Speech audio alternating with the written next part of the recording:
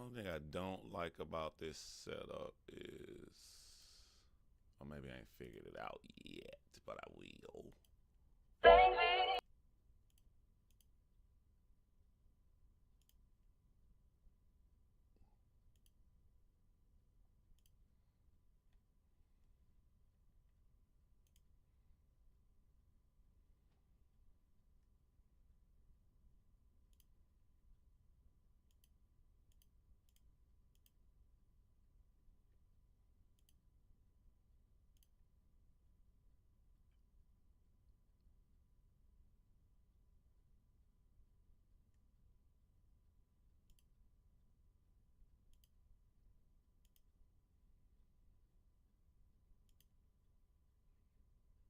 Oh, I'm live? Okay, hold on, y'all.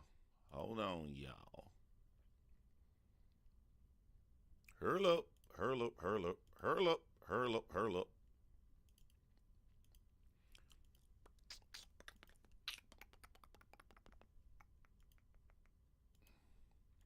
Oh, I'm live? Okay, hold on, y'all. Hold on, y'all. I don't think I'm good. I think I'm good. What's going on, y'all?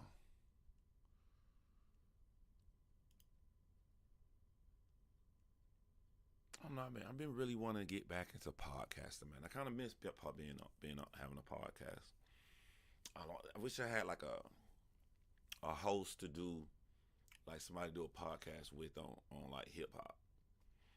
Haven't done a hip hop podcast in a while. And get back into my true crime bag on podcasting. If I were to get back into it, who do y'all think would be a good like co-host, somebody to work with? Oh, let me move this on out the way. Move this on out the way. Will I need this? I don't think I need it. All right, what's going on, y'all? We got our man Jermaine Cole back. Jermaine Cole back dropping lyrics. You know what? I am gonna show something. You know what? I am. Pretty Money retired, man. I don't think Pretty Money ever coming back to the internet. Put J. Cole lyrics on the screen. Poor Antonio lyrics.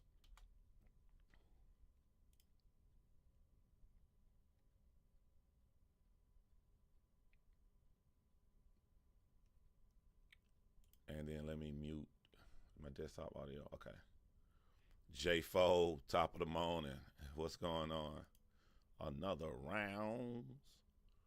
Ride to it, ride to it. All right, let me get these lyrics set up when we go and break this down. Break this on down.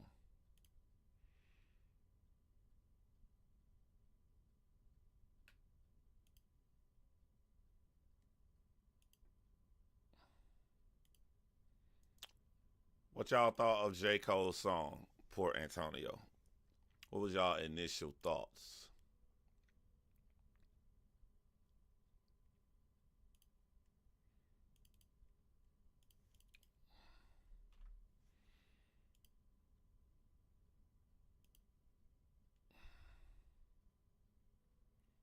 All right, I got it. I'm learning. I'm learning how to use Streamlabs, y'all. I'm learning.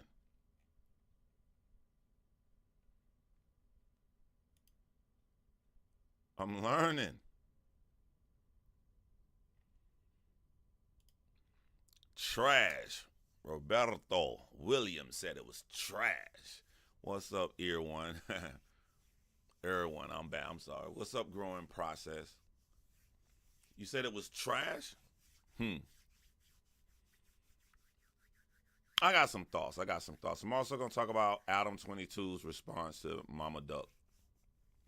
Yo, the next time I do this time I'm gonna do it. Like, I know y'all want to hear me talk about the hip hop, the big stuff. So when I go live in the daytime, I'll talk about that. But like, I am an eclectic, different kind of person. So there are different things I like. So when I go live at nighttime, it'll be about the other stuff that's not so much mainstream. So the next time I go live, um, it just perturbed me to hear what's his name, Lord Tariq, I think Lord Jamar. I forget what was his name. The first old rap guy that blew up from Vlad TV because he didn't like Eminem. He did a podcast with Godfrey, I think that's his name, and he goes on a rant about how the earth is flat. And I'm just reading the comments and I'm just listening to what he's saying, and it just scuffed my Tim boots. So I'm gonna go live about that tonight. But this live gonna be J. Cole. It's gonna be the Julio Foolio trial update. I haven't touched on that in a minute, and it's something I want to say on that too.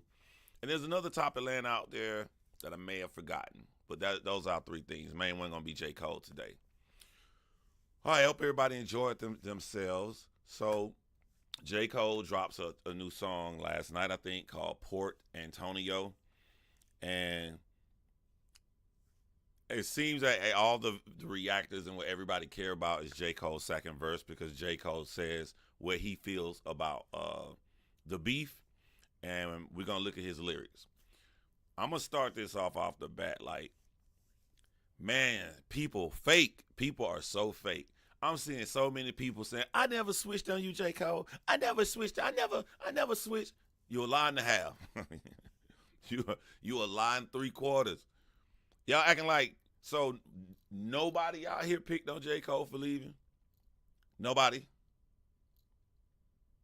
The sad part about it, I'm about to critique this song. And I literally didn't. I just, all right, bro, I respect your opinion. That was pretty much it.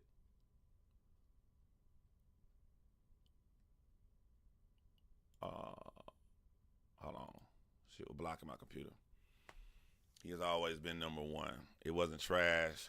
Come on, brother. It wasn't beef what everybody wanted, but it's Jermaine's truth. I can respect the man's truth. All right. The second thing I want to say to these diehard J. Cole fans, if you put yourself in the mind of J. Cole, and you know that J. Cole care about lyrics, why y'all only talking about the beef part of the second verse? When he sat down to make this song and this man is rapping it really incredibly, he got double entendre flipping stuff. Why y'all only talking about the one part of the second verse? But you supposed to be a huge number one J. Cole fan. I watched No Life Shaq, and you know, y'all know No Life Shaq is a really huge J. Cole fan. And he went through the entire song. Loved all the lyrics, broke down the first verse. That's what a real J. Cole fan would do. Of the alleged so-called big three of J. Cole, Drake, and Kendrick, everybody know I got Kendrick being number one. I got J. Cole being number two. And, I mean, I wouldn't put Drake in my big three, but if I had to, Drake would be number three. But in that, this sort of like this debate I had with Mickey Fax. Me and Mickey Fax were talking about the mistakes Lupe would make if he went against Kendrick. I think when you are talking about skillfully putting together bars, the essence of hip hop, dope rap lyrics, I think that J. Cole is a better rapper than Kendrick. What I think that comes across to me when I compare J. Cole and Kendrick is like, there's this fire and passion that Kendrick has on any topic he talks about. If Kendrick talks about driving to McDonald's, the pain, J. Cole can hit those spots at certain points, and he did it in this song when he was talking about like dad leaving and going back to the hood. I really resonated with that part in the first verse that none of y'all seem to care about, even though you big J. Cole fans. But like, because like J. Cole can hit some of those passionate spots at times, Kendrick far excels in that than J. Cole. But Kendrick can also hit bars sometimes as well too, even though I think that J. Cole is better. And if you are an artist like Kendrick and you are that passionate and you do have the elite skill level that Kendrick does, I think that J. Cole being better lyrically wouldn't resonate to beat Kendrick in a beef, because that passion propels you to places. In this song, J. Cole says that, you know, if he would have, he wouldn't have lost. And I'm going to go through the rest of that later. But I just want to say,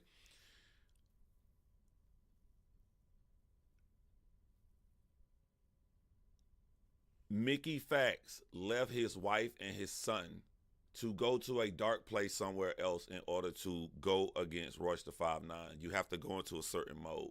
And if you lack the passion to go to that mode there, You're not gonna be at your best in any kind of lyrical beef. So I don't think that J. Cole would ever beat Kendrick. And I don't think that J. Cole's pen is light years so far away better than Kendrick's. I don't believe that. Kendrick is all around hip hop. J. Cole is a great storyteller. Yeah, but Kendrick is a great storyteller as well too. Duckworth. So, all right, man. Let's chop this up. Let's chop this up. See, I hate these pages like this, bro. They got stuff and ass and stuff everywhere. Nobody want to see this. Otis, why is it black?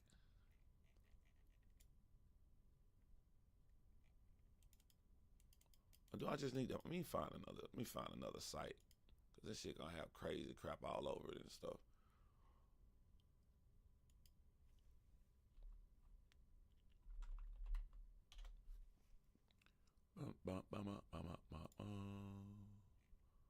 Alright. We're gonna go. Damn ads. Alright, let's look at Complex and see if Complex page any better.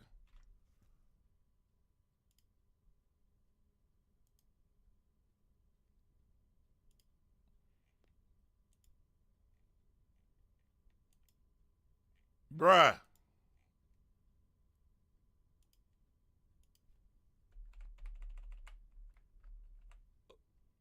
Now I go here and Complex is messing up now. Like, what is going on?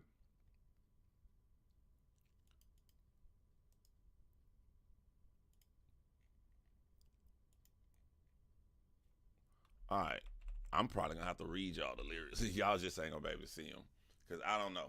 I'll get better at learning the Streamlabs. I think this is my third live using it. So, all right.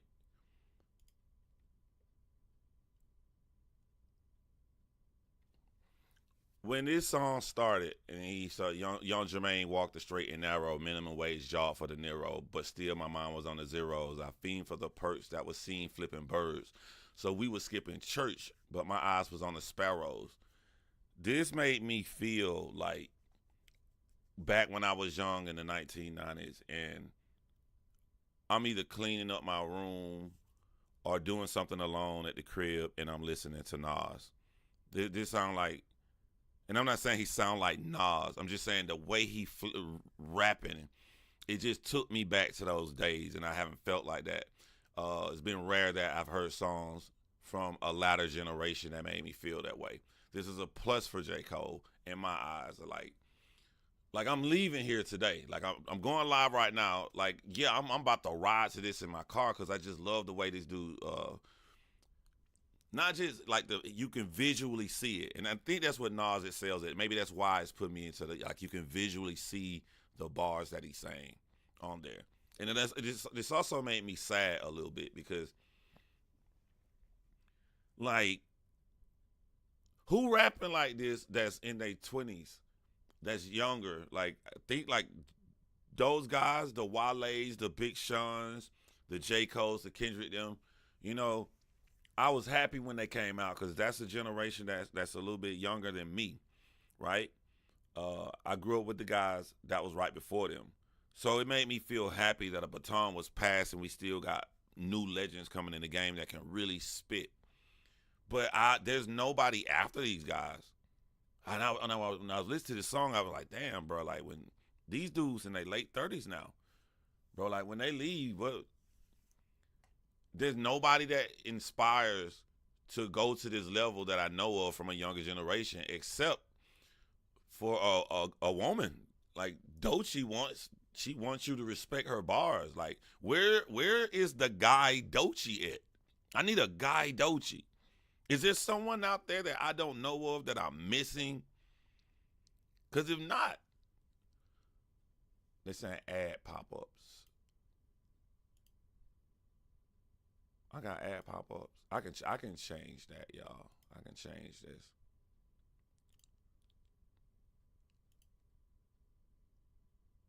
I just changed my ad pop-ups. I put it on extreme conservative, so for your convenience, I can get paid less. For your convenience, Cole is not a better lyricist than Kendrick. He layers his bars on the surface better to be easily digestible, but that don't mean he better. Cole is a better lyricist than Kendrick Lamar, to me. And I think that Kendrick Lamar is a better artist. So I have no biases, you know. I'm going to listen to J. Cole album when it come out. I'm not rushing excited to hear it.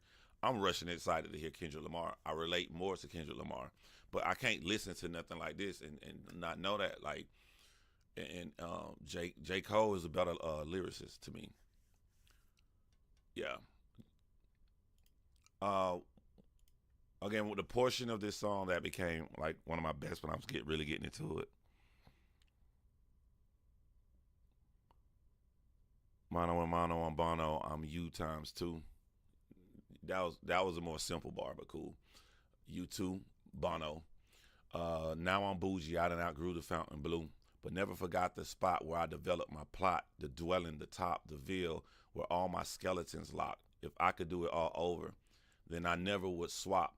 I've seen good, I've seen bad, had my melanin mocked. I've seen lifelong friends turn to devilish ops. I was Mike in red leather trying to tell him to stop. You better beat it before you see the heavy metal get popped. Heavy metal, pop music, Michael Jackson, beat it. Maybe it's a Kendrick versus Drake beef. That is a clever line for J. Cole, but I didn't feel anything from it because I'm so tired. I'm so tired of hearing everybody flipping Michael Jackson now. What is it, 2024, the flip Michael Jackson bar? Bro, how many bars we got this year alone where they flipping Michael Jackson name, man? Like, I'm sorry, you came in after a beef of damn near 8 songs and they said something about Prince or Michael and damn near all of them. I'm tired. I'm Michael'd out, J. Cole. That was a good line, but I'm Michael'd out. No more Michael Jackson bar flips for the rest of 2024. Jesus.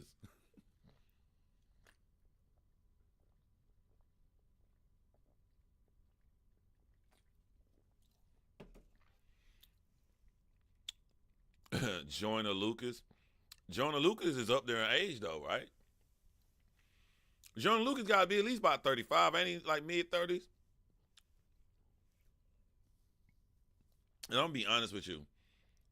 I stopped watching Joyner Lucas when he made that video about the racist guy with the Trump hat sitting there with the black person. And be careful who channel you coming to, because I already know what you're going to say if you love that video. He came back and explained it. I will destroy what he said in the interview explaining it. His explanation was stupid. He just ain't had nobody challenge him. To me, I'd be offended if I was a biracial person like he is, because this is why people be saying this shit. So I like Joyner Lucas' lyrical rapping ability to go fast, and he ain't that real complex with layers underneath like that. But I'm biased. I don't like Joyner Lucas for that, making that trash video, that trash song, and then his explanation for it. So, but yeah, they owe. I'm looking for somebody young.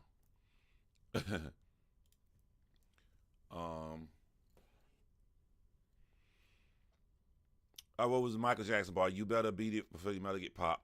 He was a mean ass wing with a hell of a shot, but if no team draft king, he gonna bet on a block. I love that. I love that line. He was a mean ass wing with a hell of a shot, but if no team draft king sporting where you can go gamble and stuff online, he gonna bet on the block basket. I like that line right there. He want to ball till he fall or till the Federals knock and sit his ass on the bench for moving careless with rock.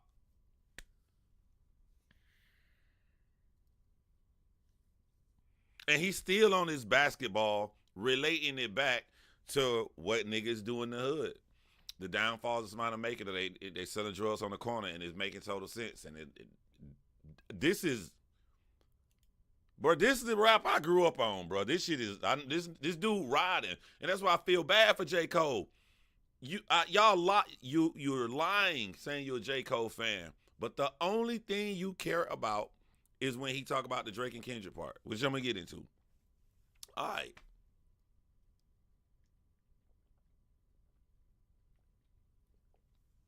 Akeem Ali. I gotta check him out. I'll check him out.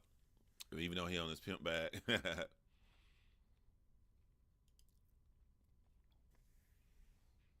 You can't relate unless your father was not around and your mother went out and found somebody else and then bought them around. And they salaries then combined when they marry, it brought you out of that poverty. Then you move to a soft little part of town.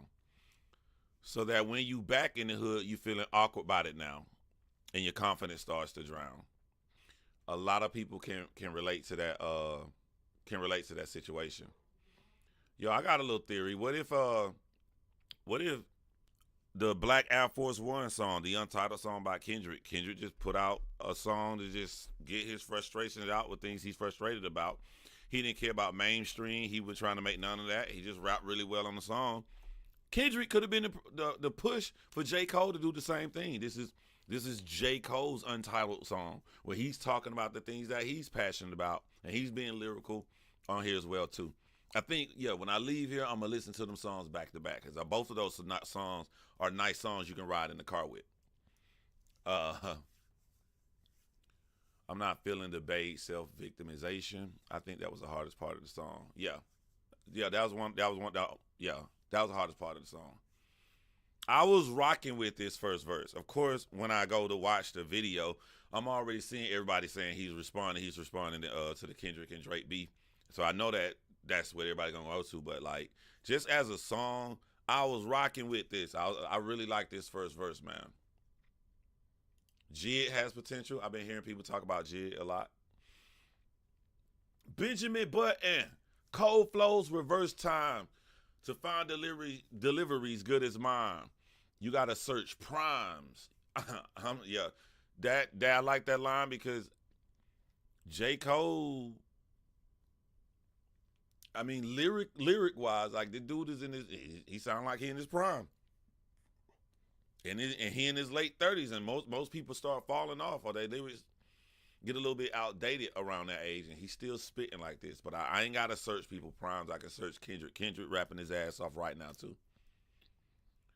My number one happy song. I want to be happy, and I'm like, it's a throwaway. It's a throwaway. Kendrick Lamar, I'm better. I love that. I love this man throwaways. Pause. So like, I don't have to search everybody prime.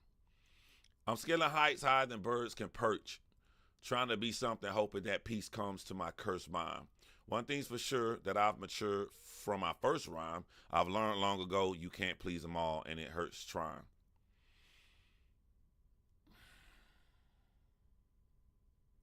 Y'all, I'm gonna warn y'all. A lot of this second verse starts to confuse me and contradict some of the things that J. Cole been doing, so it's kind of hard to follow J. Cole on his second verse. Trying to please everybody. J. Cole, you had a low haircut. You wore bling jewelry. You was like a regular hip hop kid. And now you dress like you're from a thrift store. You got your locks natural. You ride around on a bike. That image that you put out, that change, makes me think that you have a very strong mind and you don't care what people think about you. I would have never guessed, like, you struggle with trying to please people. Like, I thought you'd be more like Andre 3000 and Kendrick Lamar. Them dudes don't give a damn about what nobody think. Do y'all know how much money Andre 3000 has lost by refusing to tour? Hell, it's probably been like 20 years now.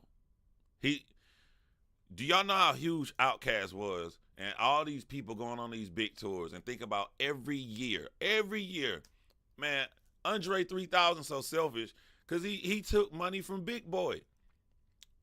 A Outkast tour, he don't give a fuck what nobody think. Kendrick, we would love to see an interview from Kendrick. We would love to see more from Kendrick. We would love if Kendrick dropped right now. Kendrick don't give a fuck. He gonna do him. it just, I don't know. It's just like the J. Cole image makes me like, why is it, why do you have a struggle to please people? You don't move like that. Cole literally unbathed. Like you don't look like somebody that's struggling. Like you're it's like you're wearing the J. Cole look like he wearing the I don't give a fuck outfit, but he cosplaying in it.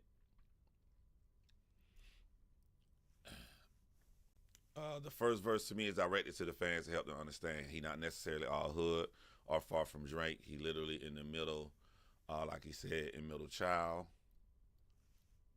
Okay. I just thought the first verse was lyrical.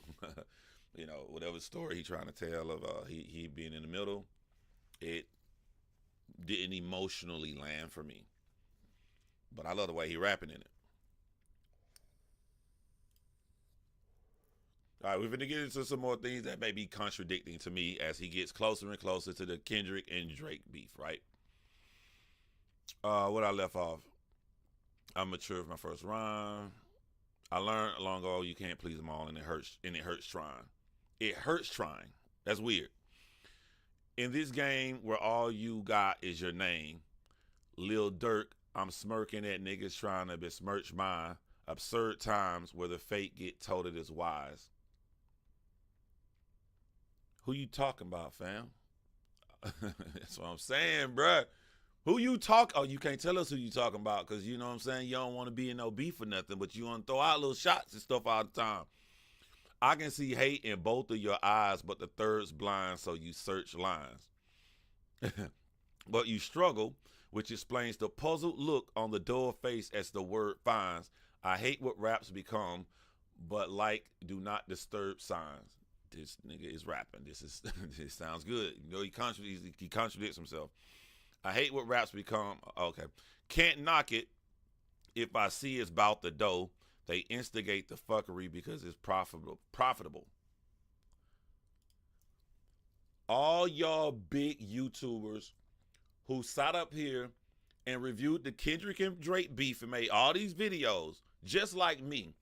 I hate that y'all big and I'm little because y'all not good at defending us. Y'all not good. I seen No Life Shaq just cop a plea. Oh, he's right. I'm a hypocrite. I ain't get this, but I don't want people to get shot. Shut up. Shut up. J. Cole ain't finna sit up here and make me hate the essence of no motherfucking hip hop. I'm born before J. Cole. I was listening to hip hop before J. Cole. Fuck J. Cole. You ain't finna. And this is what I have a problem with right here. J. Cole is making this song and wanting us to accept the fact that he didn't want to go into the beef. I did accept it. I'm like, oh, he quit? All right, cool, move out the way. Let's go, Drake versus Kendrick. Let's go, Drake versus Kendrick. I did what you wanted. I moved you out the way. You wanted to be moving out the way. I moved you out the way. So why do you want us to respect the fact that you ran? Cool. But you don't want to respect the essence of hip-hop that the best always clash at the top and us real pure hip-hop fans want that. Why y'all big YouTubers up here copping pleas for J. Cole? I'm the opposite of J. Cole. J. Cole struggles to please people. I do what the fuck I want to do. I don't go live all the time to join the algorithm. I don't do nothing that my intelligent brain know I want to do to move up because I do what I like. So if you're not coming with no logic, making sense to make my open minded want to change, I'm sticking to what I believe. Ain't nobody finna make me feel bad that I want to see niggas in rap clash at the top. I do. Happily, proudly. Get your ass over there, fam. You don't want to do it? Go over there. Cool. Much love to you, much respect. I'm going to listen to your songs when they come out because I ain't taking it personal. You ain't want to be in the beef. But stay your ass over there and let me enjoy this Drake and Kendrick shit.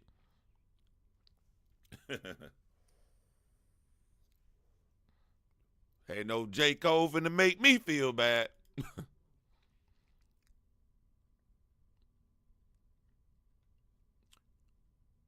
And why did you? And you be letting your other part show. I'm curious. Why did J. Cole stereotype and say that anybody that's doing it is only doing it because it's profitable? Bruh, we don't make money when we go into barbershops and talk about it. Why I can't go online and talk about it to a whole bunch of more people? Why you respect hip hop so much, but you just said anybody who doing this shit just doing it because of a profit? You taking shots at the fans. You taking shots at all these fucking people because you want to walk away. Nigga, walk away. Why you taking shots at everybody?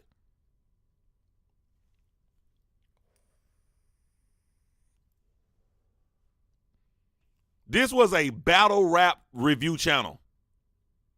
This is what this channel was before I moved and talked about all other aspects of hip hop and other things I like. I only made videos reviewing battle rap. Why the fuck would I not review the two biggest artists who've been teasing us for 10 years? Fuck out of here with that shit, J. Cole. You're rapping good, though, and I like the song. I'm going to critique the words you say because you put it out here publicly.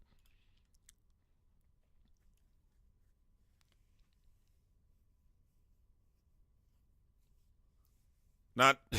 He mixes the next line. He said they instigate the fuckery because it's profitable, but singing stop the violent tunes when dudes in hospitals. Fam, don't put that shit on me if them niggas get sensitive. No, that's your boy Drake you about to give props to.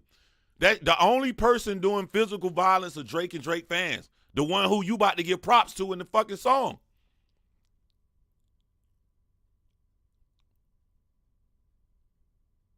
He's shooting at everybody but the man with the gun. Yeah.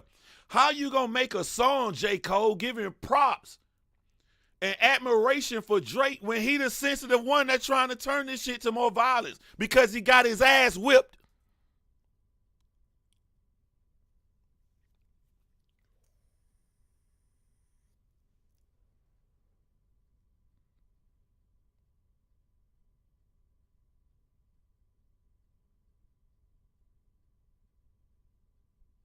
Ain't no Kendrick fans beating up nobody. Ain't no J. Cole fans beating up everybody. This your friend Aubrey.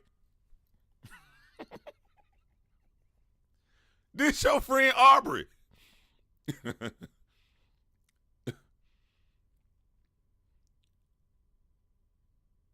Negative. Some good points made. The song gave me mixed emotions. Yeah, I'm like, okay, I gotta go lie about this. I ain't taking nothing away from him. I'm literally gonna play this song around in my car. I love J. Cole rapping. But fam, you are confused. You made the first diss record. You made the first diss record. It wasn't Drake. It wasn't Kendrick. It was you. It was you. What are you talking about?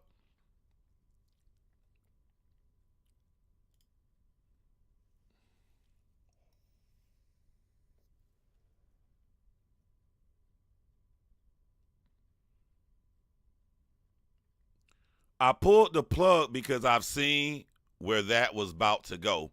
They wanted blood. They wanted clicks to make their pockets grow. This really pisses me off. Let me read this again before I go on this fucking rant. I pulled the plug because I seen where this was about to go. I respect that. Cool, do what you gotta do. Like when you pulled the plug, I said, all right, he out. Let me look over here.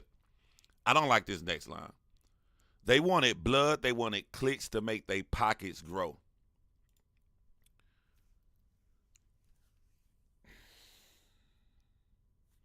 J. Cole, you can't rap that good and not be a fan of fucking hip hop, fam.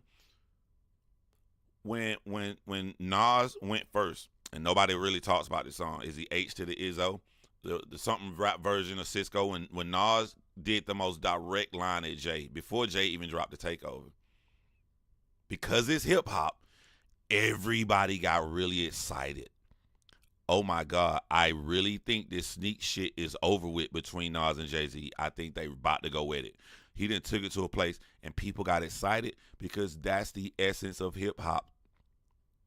Why did you turn everybody to this major monolith that we all think the same? Like, oh my God, I'm about to have so much money. I'm about to have so much. Oh my God. Nobody think about no fucking money. I'm thinking Drake and Kendrick finally about to go at it. The same feeling I had when Nas first came at Jay-Z. Why can't that be an option to a nigga that grew up in hip-hop and can rap as good as you, who understand hip-hop? Why is that not an option?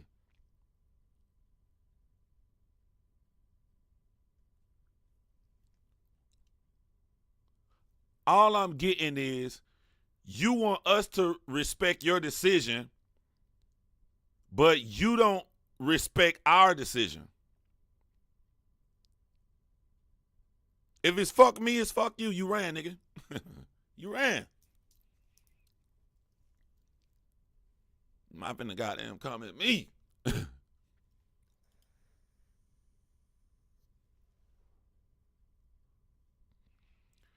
They see this fire in my pen and think I'm dodging smoke. I wouldn't have lost a battle, dog. I would have lost a bro. I'm about to kill you on this. I would have gained the foe, and all for what? Just to obtain some more props from strangers that don't got a clue what I've been aiming for? That's all we need right there. Let me read this again. I wouldn't have lost the battle, dog. I would have lost a bro. I wouldn't have gained a foe, and all for what? Just to obtain some more props from strangers that don't got a clue what I'm aiming for.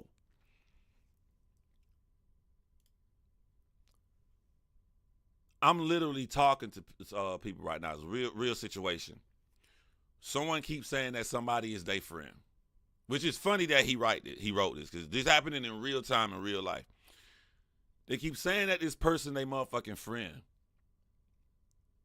and I'm like being quiet because I ain't gonna jump in your business. I'm gonna make you ask me, because if you ask me, you can't get mad if I say something you disagree with. So I don't toot my nose in nobody's business. But when they asked me, I said, if this person is your friend, why they not saying it back? I'm not finna run behind nobody on earth and keep saying, hey, that was my friend, my friend. They're like, fuck you, ain't your motherfucking friend. If that's your friend, if Kendrick Lamar's your friend, J. Cole, why was you so weak that you got on the phone with somebody, because you said this, and you let that person on the phone convince you to make a diss record towards your friend?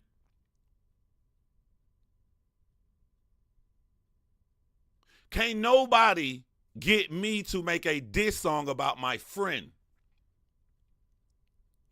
Why are you the only one saying this? I don't want to do this. I would have gained the foe. Kendrick didn't have no problem doing it.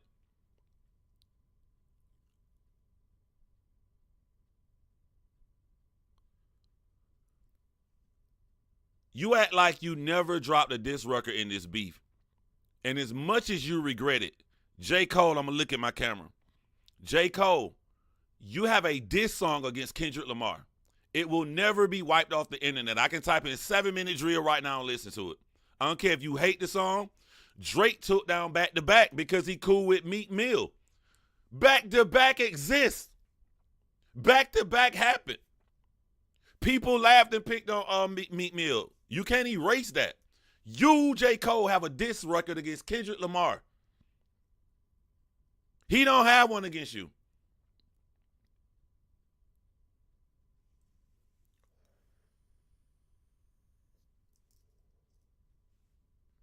Talking about somebody your friend and they ain't saying the same shit back. I'll be mad as fuck if my son come to me with that bullshit. Wait, why y'all fighting then? Cause you saying he your friend, he's saying you his friend, son. Well, no, Dad, he's not saying I'm his friend, but I'm saying he's my best friend. Shut your weak ass up. What you running behind another man for? I ain't raised you like that.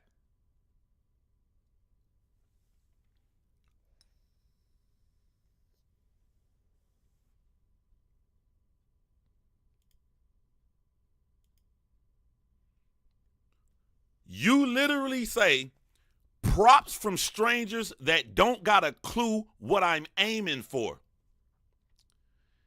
So we the strangers, right? We don't got a clue what you're aiming for. Fam, you told us on multiple records you're the greatest rapper. You're the king. You understand how hip hop works. The best Clash at the top. You, J. Cole, you reminded me like of a woman on a corner in a hooker outfit standing around real hookers, dressed like them, look just like them. Oh, what are you soliciting me for sex for? I'm not a hooker. You got on a hooker outfit. That's not what I'm aiming for. You said you want to be the best, and you have a diss record against Kendrick Lamar that exists. What do you mean we don't understand? You fucking confusing us. You dress and cosplay like one of them real intelligent niggas that don't give a fuck about other people's opinion, but you care about people's opinion. You run around here writing lyrics and making songs like you ready for it to prove that you the greatest, and then tell us we don't know what you aiming for. It's your fault. It's your fault.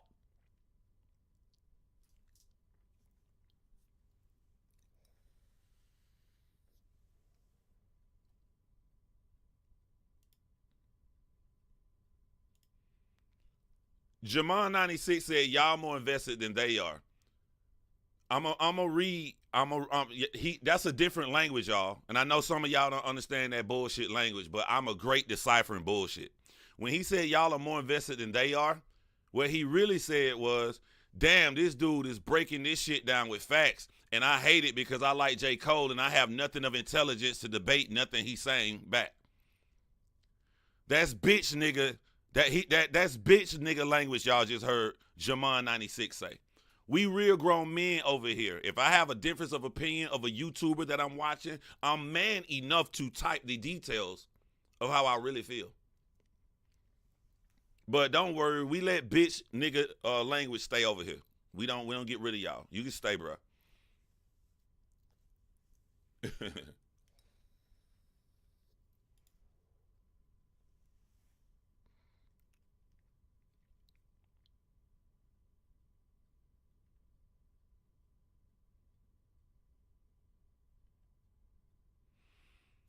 The next line proves my point. The next line J. Cole says, since the age of 14, Jermaine is no king. You got songs saying you the best. You make all these fucking rap lyrics and songs how you the greatest, you're the best, and then walk away from a beef, come back 6 months later and say, I'm no king. You damn right you ain't no king, because you ain't moving like one.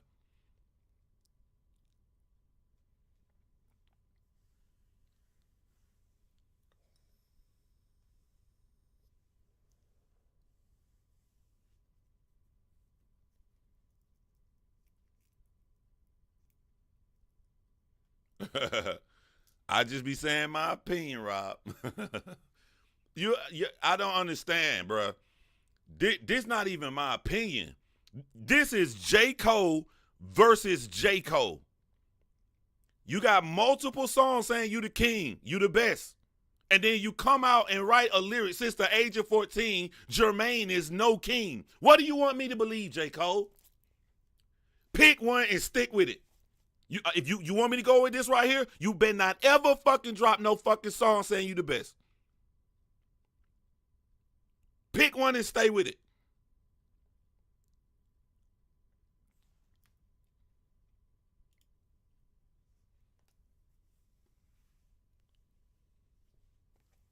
It gets worse. The next line after that, Jermaine Cole says, if that means I gotta dig up dirt and pay the whole team of algorithm bot niggas just to sway the whole thing, you just diss Kendrick.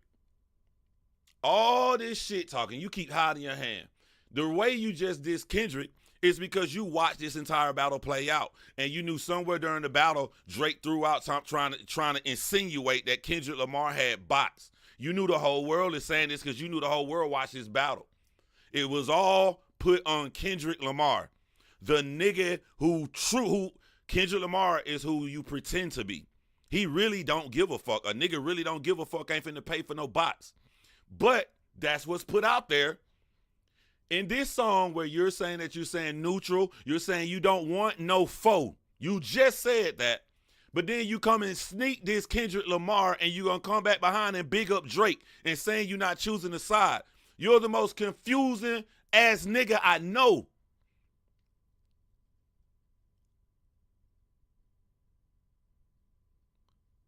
If I'm Kendrick Lamar and I'm listening to this song, I'm bopping with it. Yeah, J. Cole dropped out. We're cool. He kept me as a friend instead of a foe. And he bopping and he gets to this line. Kendrick Lamar gonna do like this. Wait, what this nigga just say? What the fuck did what?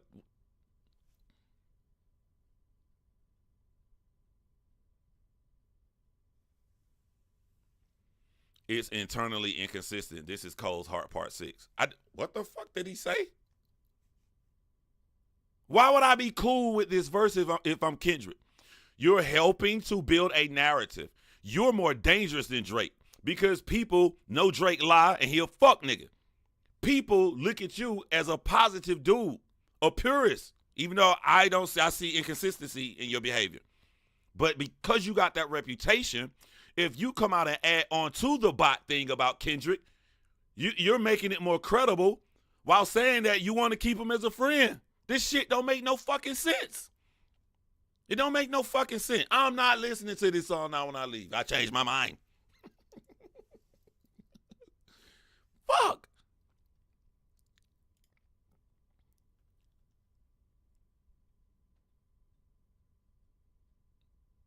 On social media, competing for your favorable, they put memes, but it's supposed to be memes, to be considered best of live and rest, the weight of both things. I understand the thirst of being first that made them both swing, protecting legacy so lines got crossed, perhaps regrettably. Hey, my nigga, let me give you some game if you ever see this live, J. Cole. You said perhaps regrettably. Just because you regretted making your diss song about Kendrick Lamar don't mean that they regret it. Them niggas have got real animosity and hate. Literally last week, Kendrick Lamar of his own free will and choice submitted his diss songs to the fucking Grammys. What about that makes you think he regret what he said? He ain't like you. He stand on his shit. He not like you. That perhaps regrettably you're trying to force how you feel on other people.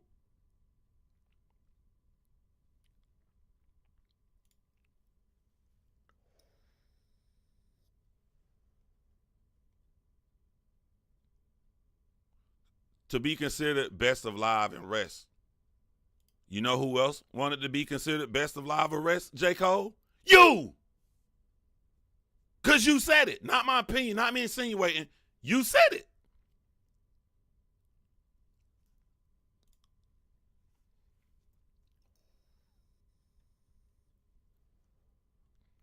My friends went to war. Now, before I finish that line, let me decipher and tell y'all the full context of that. My friends went to war. What he really said, my friends went to war, one of them which I literally just dissed and put down 4 bars up. My friends, I'm calling Kendrick a friend, even though I literally just dissed Kendrick in this song. My friends went to war. I walked away with all they blood on me. I'll leave that alone. The blood on you didn't come from Kendrick and Drake going to war. The blood on you came from your fans being upset that you walked away. Now, some would discredit me, try to wipe away my pedigree. Not real people. You know, like now, like even like dissecting the song, I never judge you for walking away. But I will judge you for being inconsistent, for contradicting yourself And then not being a man enough to own your own contradiction, but to force it and put it on us like we're the bad guy because we followed the lyrics that you said. I'll put that on you. I don't care that you walked away. I'm upset that you mad, like, because we don't agree with you. You want people to be open minded, people do what they want to do. We don't. A lot of people just don't agree with you, bro.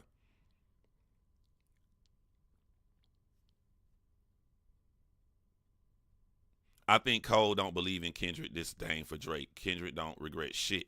He been separated from Drake. That's crazy to me if J. Cole don't believe that.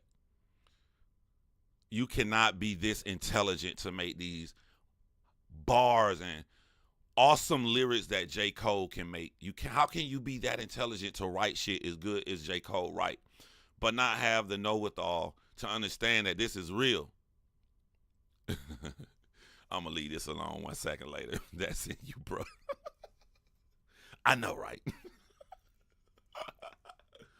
Like, I'm judging you for not walking away. I'm judging you for far more detailed actions that you do and that you write. I didn't realize until I went this slow just how much you're contradicting yourself in this second verse that people are going to be talking about.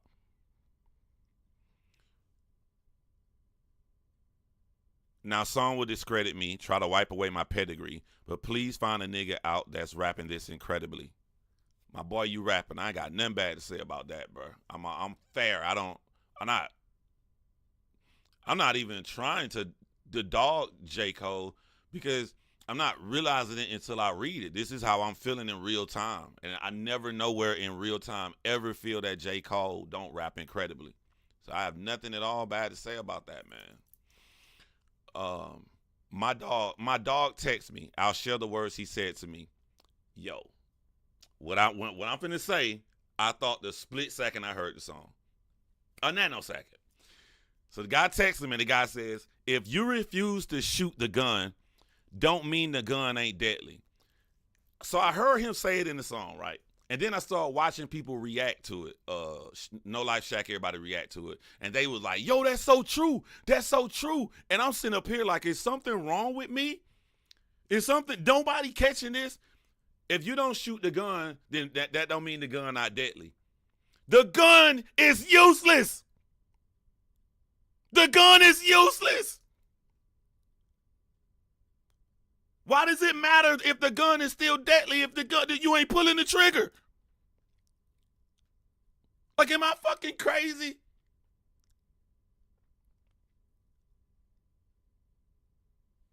Somebody break in your house and they got guns. And you sitting there right beside your bed as a sawed-off shotgun. You ain't even got to get up. You can blast it. You're going to hit them right from the door when they come in your bedroom. Oh, yeah, I got something deadly, too. And they come in your room and you don't pick that motherfucker up. And what's going on? You're going to die. You're going to die. How is that line hot? How is that a fire line? Losers. Losers.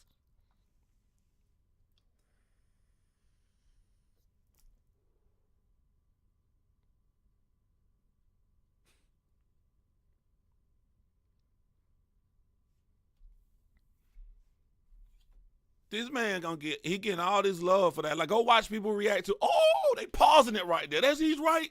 Just because you don't use the gun, that gun's still deadly. Who gives a fuck if it's deadly? That gun is about as useful as a goddamn crystal box. You ain't pulling the trigger.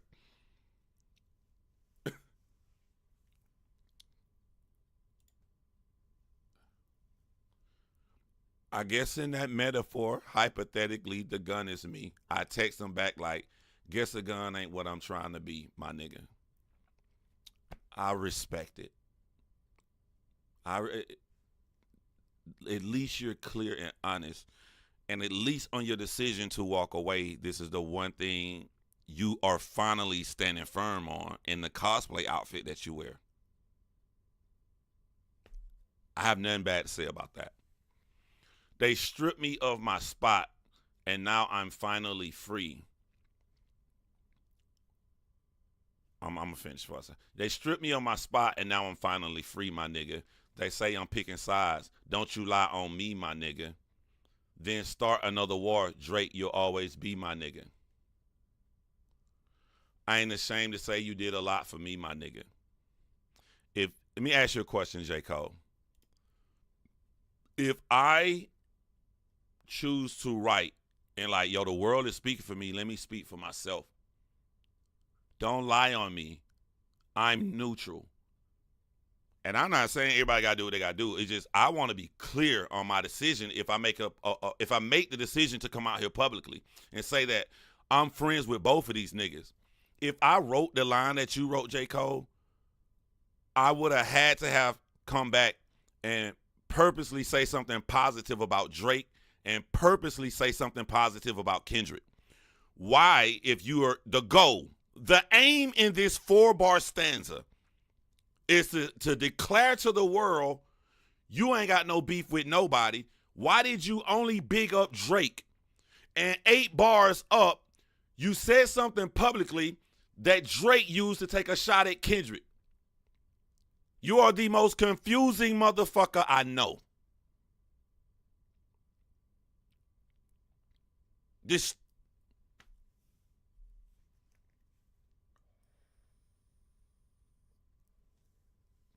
I got my pen in my pad. These motherfuckers saying I ain't cool with these two dudes. I'm finna show them. I'm finna say something positive about both. And you try to put it on the fans like we trying to make a narrative that's not there. All right, I'm going to go off facts. Fact. In this latest song you got, fact. You use bars to insinuate something that they said about one party, that they said something negative about Kendrick Lamar. You put that in your song as if it was true. And it was said about Kendrick Lamar. You reinforce a negative narrative about a guy that you said is your friend. Fact. Not my opinion. Fact. You told us that you're neutral, don't lie on you, but you only say something positive about one of the two guys. Fact. No opinion.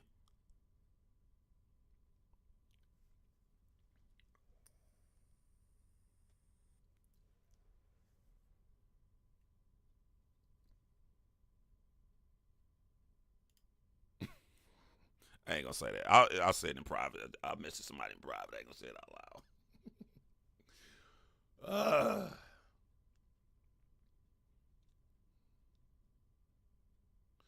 Tapping back into your magic pen is what's imperative.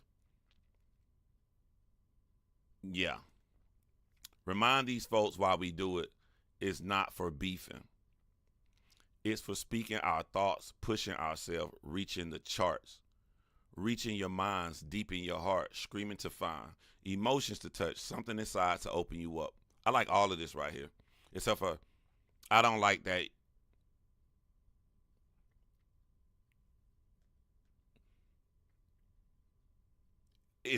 The only thing I don't like is about, it's not for beefing. Because it's sort of like J. Cole always push things to the extreme levels. He don't have any nuance. People that wanted to see Drake and Kendrick beef, hip-hop fans who know that the best clash at the top, they don't only just want to see beef. Kendrick Lamar got real fans, and the real Kendrick Lamar fan, he will always frustrate them because they love his album so much, and he takes a long time between putting them out. The reignition from the beef of the pen and the new album, they want to see the new album too. They want to do what you're saying. Why you think you're the only person that can do that? You say it's tapping back into your magic pen is what's imperative. Drake is about to come out with an album. Kendrick Lamar about to come back with an album. So they're doing what you say, tapping back into their magical pen. It's imperative. Nuances. You can do both. You can like it both. You don't have to like pick one. People who like that beef don't only just like fucking beef, man. They like to hear Kendrick Lamar break down the story of Duckworth, of his father. They don't just only want beef. Like he pushes things to the extreme level. That's the only thing I don't like about that, the ending part of that. But all the other stuff I do like is for speaking our thoughts, pushing ourselves, reaching the charts, reaching your minds deep in your heart, screaming to find, emotions to touch. That's the best thing about hip hop to me, the emotions to touch. That I could be going through something personal and lay it out in a song, and other people can feel it because they're going through the same thing. Using this method of expression to reach others, help others. A lot of times could stop others from wanting to commit suicide. That's the essence of the lyrics and the depths of hip hop. I agree with that. Help you cope with rough times and shit. I'm sending love because we ain't promised shit, my nigga.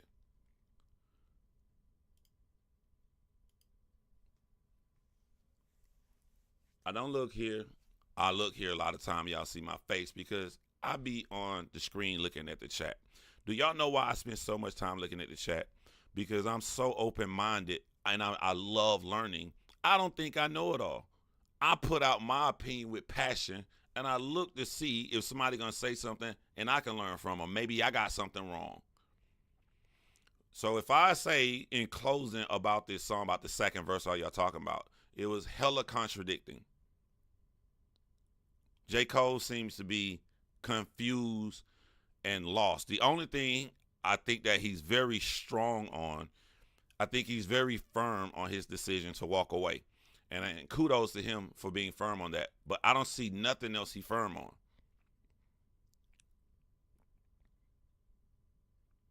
Yeah, he wasn't. And what J. Cole gonna have to come to terms with for the rest of his life, bro, you have a diss song against Kendrick Lamar. You do. 7-minute drill is yours. You have a diss song against Kendrick Lamar. Kendrick Lamar don't have a diss song against you.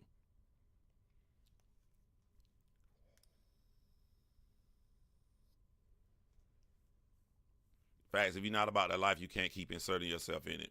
He could have just remained neutral and talked about everything else under the sun. Yeah, he shouldn't have spoke on it. He did. So I'm gonna tell you, Cassell, I don't see a problem with him sticking on it. I'm just saying, don't confuse me.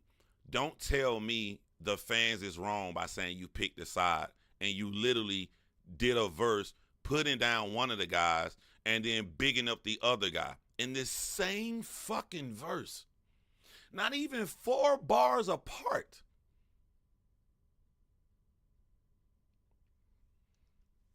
Then that'd be cool if he said, I doubt it. You say, what if this was a message to Drake and he has another message for Kendrick later? That'd be cool. I'm always open-minded, but I doubt it. It looks like this is him speaking on it for his one time.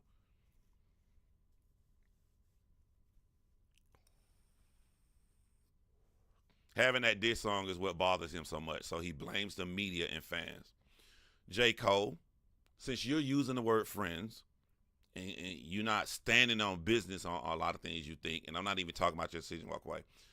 Yo, if you want to break down why you made that song is, and like if I was your dad, if I was your older brother, I would tell you in a room with just me and you standing there, your inability to be a man and follow your own principles is why you made 7-minute drill. If you knew the goal that you was on and you knew that these were your friends and you got love for them, can't nobody call you on the phone and convince you to do something you don't want to do. You can't blame the fans. You can't blame the media. You can't blame the bloggers. You have to look in the mirror and you have to look at J. Cole. You made that song because I'm not going to say your overall character weak, because in that moment, you were too weak to stand on your own principles. That's the most realest shit. To make you look good, I say in that moment, when your friend called you on the phone and juiced you up, you was weak. All men who got sons, like I always tell my kids, like I will be more upset at you that you walked into a store to steal candy because you know you didn't want to do it, but your friends convinced you to do it, than if I got to come to a police station and pick you up because you got arrested because you walked in the store and stole candy by yourself. You stole candy by yourself. I'm like, damn, what am I doing wrong? Like, my son cold. But if you didn't want to do it and you were too afraid to tell your friends so you follow them, I got a bigger issue to worry about. Because you got to be a man and you got to go out here in the world. A lot of people don't get jobs because when they go on the job interview, they don't have that confidence in themselves. If I got two people with the same resumes and one lack that confidence in themselves, I'm picking the other person. Like, I'm going to worry about you as a man in the future. I don't want to see my son in prison for the rest of his life over a decision he didn't even want to do. You allow a man to influence you to do something you didn't want to do. The only way to grow is to learn from your mistakes and put the blame where it belongs. It is equally as weak to know that you as a grown man made a decision to make a song you did not want to make. And you're not going to learn from that if you put the blame on somebody else. You're not going to grow from that to not make the same mistake twice, just in a different genre. Somewhere it could be as a husband. It could be as one of the businesses you own. It could be somewhere in life. If you don't learn from your mistake, J. Cole did something that J. Cole did not want to do because he was influenced by other people. That is a sign of weakness.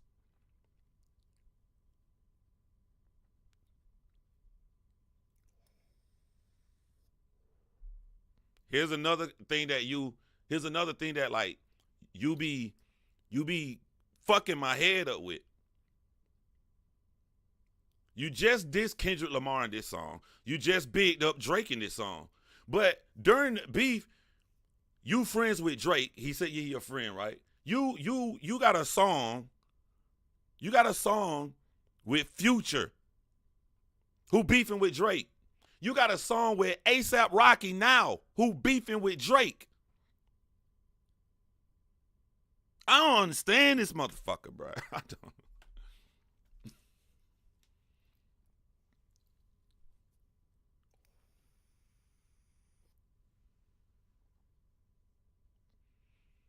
Drake is literally dissing you, not Kendrick Lamar. Kendrick Lamar not posting the memes and all this shit.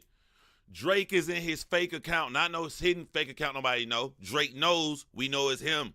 He dropped his mixtapes and all that other 100 gig bullshit on there. He dissing you on it. You just bigged up a man who dissing you. You made a diss song about the other guy who spared you. Kendrick spared you, man. You're the most confusing motherfucker I know, J. Cole.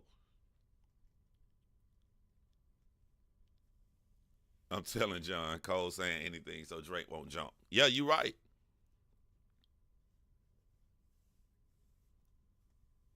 They saying the songs were dead prior to the beef, but Cole didn't have to clear it. Yeah, he cleared it. And even if it was, like, check this right here out, right? You're J. Cole. You hang out with Drake. Y'all are friends. You been hanging with Drake. We got clips of y'all walking around the store buying CDs together when you had the low haircut. You hanging with Drake. Drake your friend. We the public may see a song when it come out, but you know when you rap that song. So you in the studio with Drake and y'all making first person shooter. If y'all friends, I know you know the details of why Drake and Future beefing, even though it ain't came out public. But you would know if you Drake friend. So you know this. You still when it did the song. It don't matter when the song came out. You talking to Drake. Y'all friends. If y'all really friends, you like to use that word so liberally. You would know that he got a problem with these people before we as the public do, and you still went to do music with him.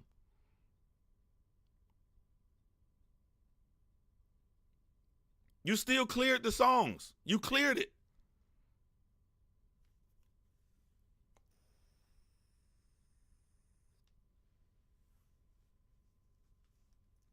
Cole want things to go back to the way they were. I guess he didn't listen to Watch the Party Die.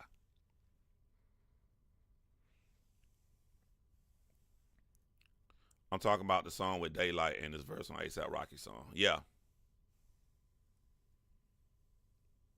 I know when the song with Daylight was done, I saw Daylight interview with Elliott Wilson and damn, what's the fucking DJ name? I feel bad. I'm forgetting my boy name. Her head. I forget his. I'm sorry. I'm old.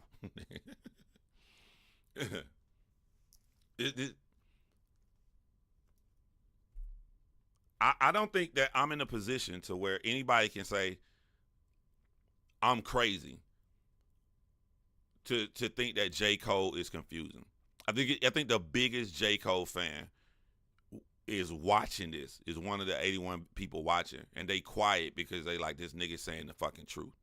This nigga made hella indecisive decisions. Cole not a bad guy. I don't think Cole is a bad guy. I think Cole is a confused guy. After the Control verse came out, J. Cole hopped in a fist fight between Diddy and another NYC rapper over Kendrick, not trying to start real street beef from it. Yeah, the song with ASAP is inexcusable. What is his definition of a friend? Good point, John. Cole is trying to be the neutral, pacifist guy that is Drake's friend, yet he's doing songs with guys dissing Drake. He's Drake's friend, but he doing songs with Drake enemies. He's Kendrick Lamar friend, but he has a diss song against Kendrick Lamar, and he just dissed Kendrick Lamar again in this song. But we the bad guy. We the bad guy.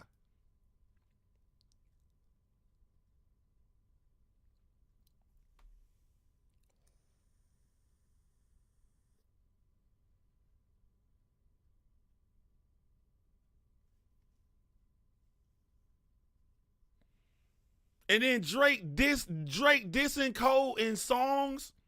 Drake dissing Cole in memes. You're my friend. You did all of this for me, Arbery. Man the fuck up, nigga.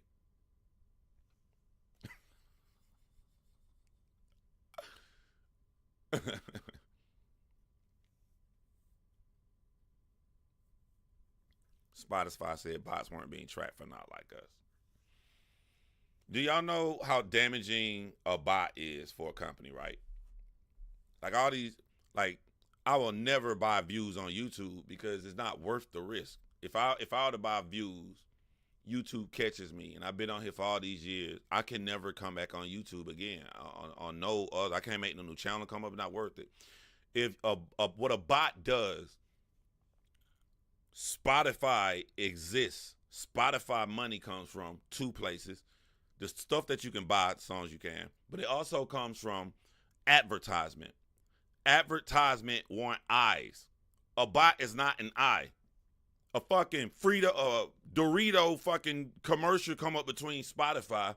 They want y'all to hear it and be enticed. So when you go in the store, you buy Doritos. So when you if you're paying for millions and millions of bots, and I'm Spotify, these aren't real listeners to entice my advertisers. I don't give a fuck how famous a Kendrick Lamar or Drake is. That shit gotta go. Why would Spotify encourage and not look for and try to find bots? Thank you, Stewie. Best reaction, the most honest channel. Thank you. Thank you. I appreciate that. Really do means a lot. YouTube don't give a fuck about no Kendrick Lamar. YouTube gonna get hundreds of billions of views a day. YouTube don't give a fuck about no Drake.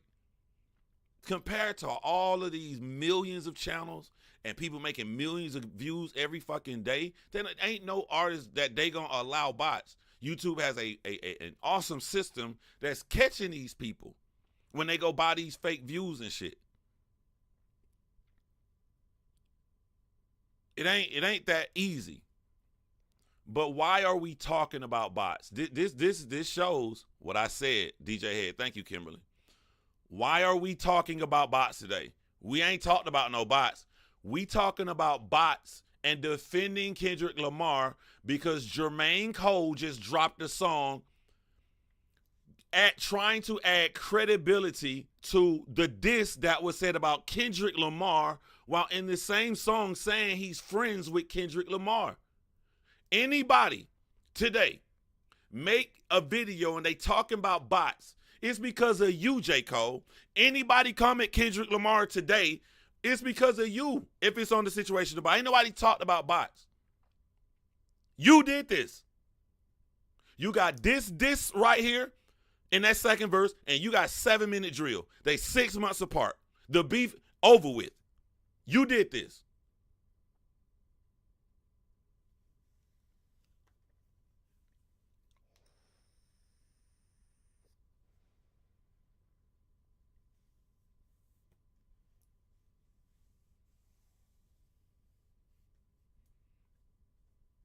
Yeah, maybe if you're a new artist, but the risk the new artist, he's saying like bots can help a new artist. Like nobody listens to him, but a new artist put bots out there, move them up in the algorithm, people listen to the new artist. But the problem you got is they catch you and you banned. And you knew. Another round said, they mamas must be friends. Spotify said none were found for not like us. Spotify does not benefit from bots that will hurt them on their contracts and deals with advertisers. We live in a world where people don't want to pay for shit. That's why when I was younger, they were going platinum. Motherfucking Kanye West selling 800,000 and 900,000 the first week. And people are, when I say 900,000, the CD costs $18. You go platinum in a week, you done made $18 million. Not for yourself, you're going to get $1 per record, but the company, the record label got $18 million from you in 1 week. And ain't nobody buying shit right now. And the reason I bring up nobody buying shit right now is to say Apple Music and Spotify, they making the majority of their money off advertisers, not people buying the actual record. Because people like, I'm going to buy it for this motherfucker finna drop the whole album on YouTube. I can get in my car and just hit play on the video and listen to that shit. I got it for free. I can just, I got all the music for free. So it's harder to get them to buy. So most of that shit coming from advertisers. If the majority of your money coming from advertisers, the worst shit you can have is people having fake views.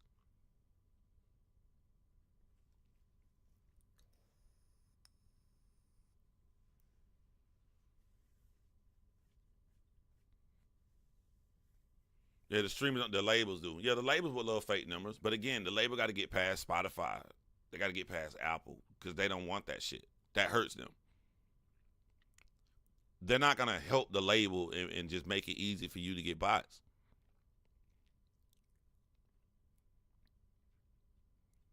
J. Cole made white noise music. I don't know. That bottom line on the review, awesome beat. I really, really love the first verse. With the amount of heavy contradictions in the second verse, I don't like the second verse. J. Cole's worst enemy is not bloggers. He tried to come at YouTubers. J. Cole's worst enemy is not the fans. J. Cole's worst enemy is not Drake. J. Cole's worst enemy is not Kendrick Lamar. J. Cole's worst enemy is J. Cole. Is his inability to be a man in pivotal moments and stand on his beliefs and his contradictions. And because he's a rapper, we literally can read his contradictions that will last forever.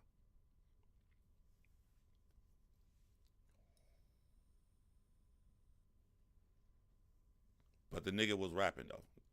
You know, he in some kind of lyrical funk, and I mean funk in a good way. Like, hell, I think just last week I just randomly played the song with him and Yachty. They killed that, man. Him and Daylight, like the mode he's in, the lyrical mode, he's in rare fucking form right now. I'm just not rocking with some of the shit he's saying. I do got something I want to play for y'all. Hold on. Warning, I might get mad. And warning, if you in my audience and you white, you may not like what I'm about to say, but y'all know I'm going to tell the truth how I feel.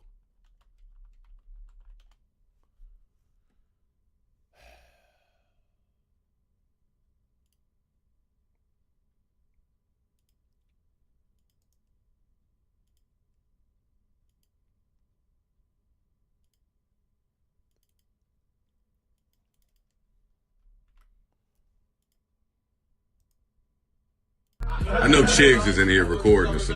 No Chig Smooth in here. All right, set this up for y'all. I got to put my headphones on. If y'all don't know, Mama Duck is FBG Duck's mother. FBG Duck, the deceased Chicago rapper that was murdered in broad daylight in one of the prestige shopping areas of Chicago by, if I leave my opinion out and go with straight facts, the close friends of the deceased King Von and Lil Durk. If you guys are saying I shouldn't say Lil Durk because this was O Block where King Von is from, one of the murderers that was found guilty literally was told he was going to be arrested while he was on the private jet with Lil Durk, hanging out with Lil Durk and Lil Durk videos far after the murder of FBG Duck. He's on the private jet. I would consider this guy's friend. So yes, King Von and Lil Durk. So FBG Duck's mother has decided to sue Lil Durk, I guess the King Von estate, the shopping area, I think one of the stores, and also the record label. After her decision to sue, Adam22 from No Jumper decided he wants to say his opinion and put down FBG Duck's mother. So this is where we are. Yeah, right. So whatever you say. Any type of responsibility in the death of her son. From Lil Durk, King Von's estate, the record labels, to even... Start the timeline there is that the more real an artist is, the more profit these labels make. They want authenticity, which has bred these type of individuals getting in the music business, carrying out their activities, and the record label companies are fueling it, financing it, developing brands for it. So how did Mr. Wheaton get on Lil Durk's radar, I guess? This is the press conference where she's announcing that everybody that they're suing. Probably not relevant. What I wanted to show is this chart of why she's suing the record label for enticing the beef between rappers. I want to show this chart that they made. To OTF and Lil Durk because they're not only is he a rock lawsuit seeking to hold a rapper from Chicago accountable in the killing of another artist in 2020. The complaint also accuses the city of Chicago of willful misconduct. Tia Ewing read through the court filing and joins us now to break it all down for us. Well, there is a lot to break down, Sylvia and Terrence, because this lawsuit is 229 pages. FBG Duck, also known as Carlton Weekly, was killed August of 2020 outside Dolce & Gabbana on the Gold Coast. His mother is now suing rapper Lil Durk, the estate of late rapper King Von, record labels, and several other music companies. The word profit is used 102 times in the suit, claiming the music companies threw money behind rapper Lil Durk and King Von because it made them even more money by keeping the two gang feuds going. FBG Duck was an alleged member of the Flyboy gang, and Lil Durk and King Von were allegedly part of the gang known as Only the Family. The two groups would put out diss tracks, increasing their popularity. It's also believed members were signed to music deals based on how they ranked in the gang. On page 2 of the lawsuit, it shows this image from an album released back in 2019 by Only the Family, along with Alamo Records, Sony Music, and Interscope Records. Lawyers from Dinazulu Law Group says this is the record label's decision. And this looks just like the charts the FBI had during the 1980s and 90s when they were doing their sting operation to take down the mob. This is constructed like a mob. This played out like a mob.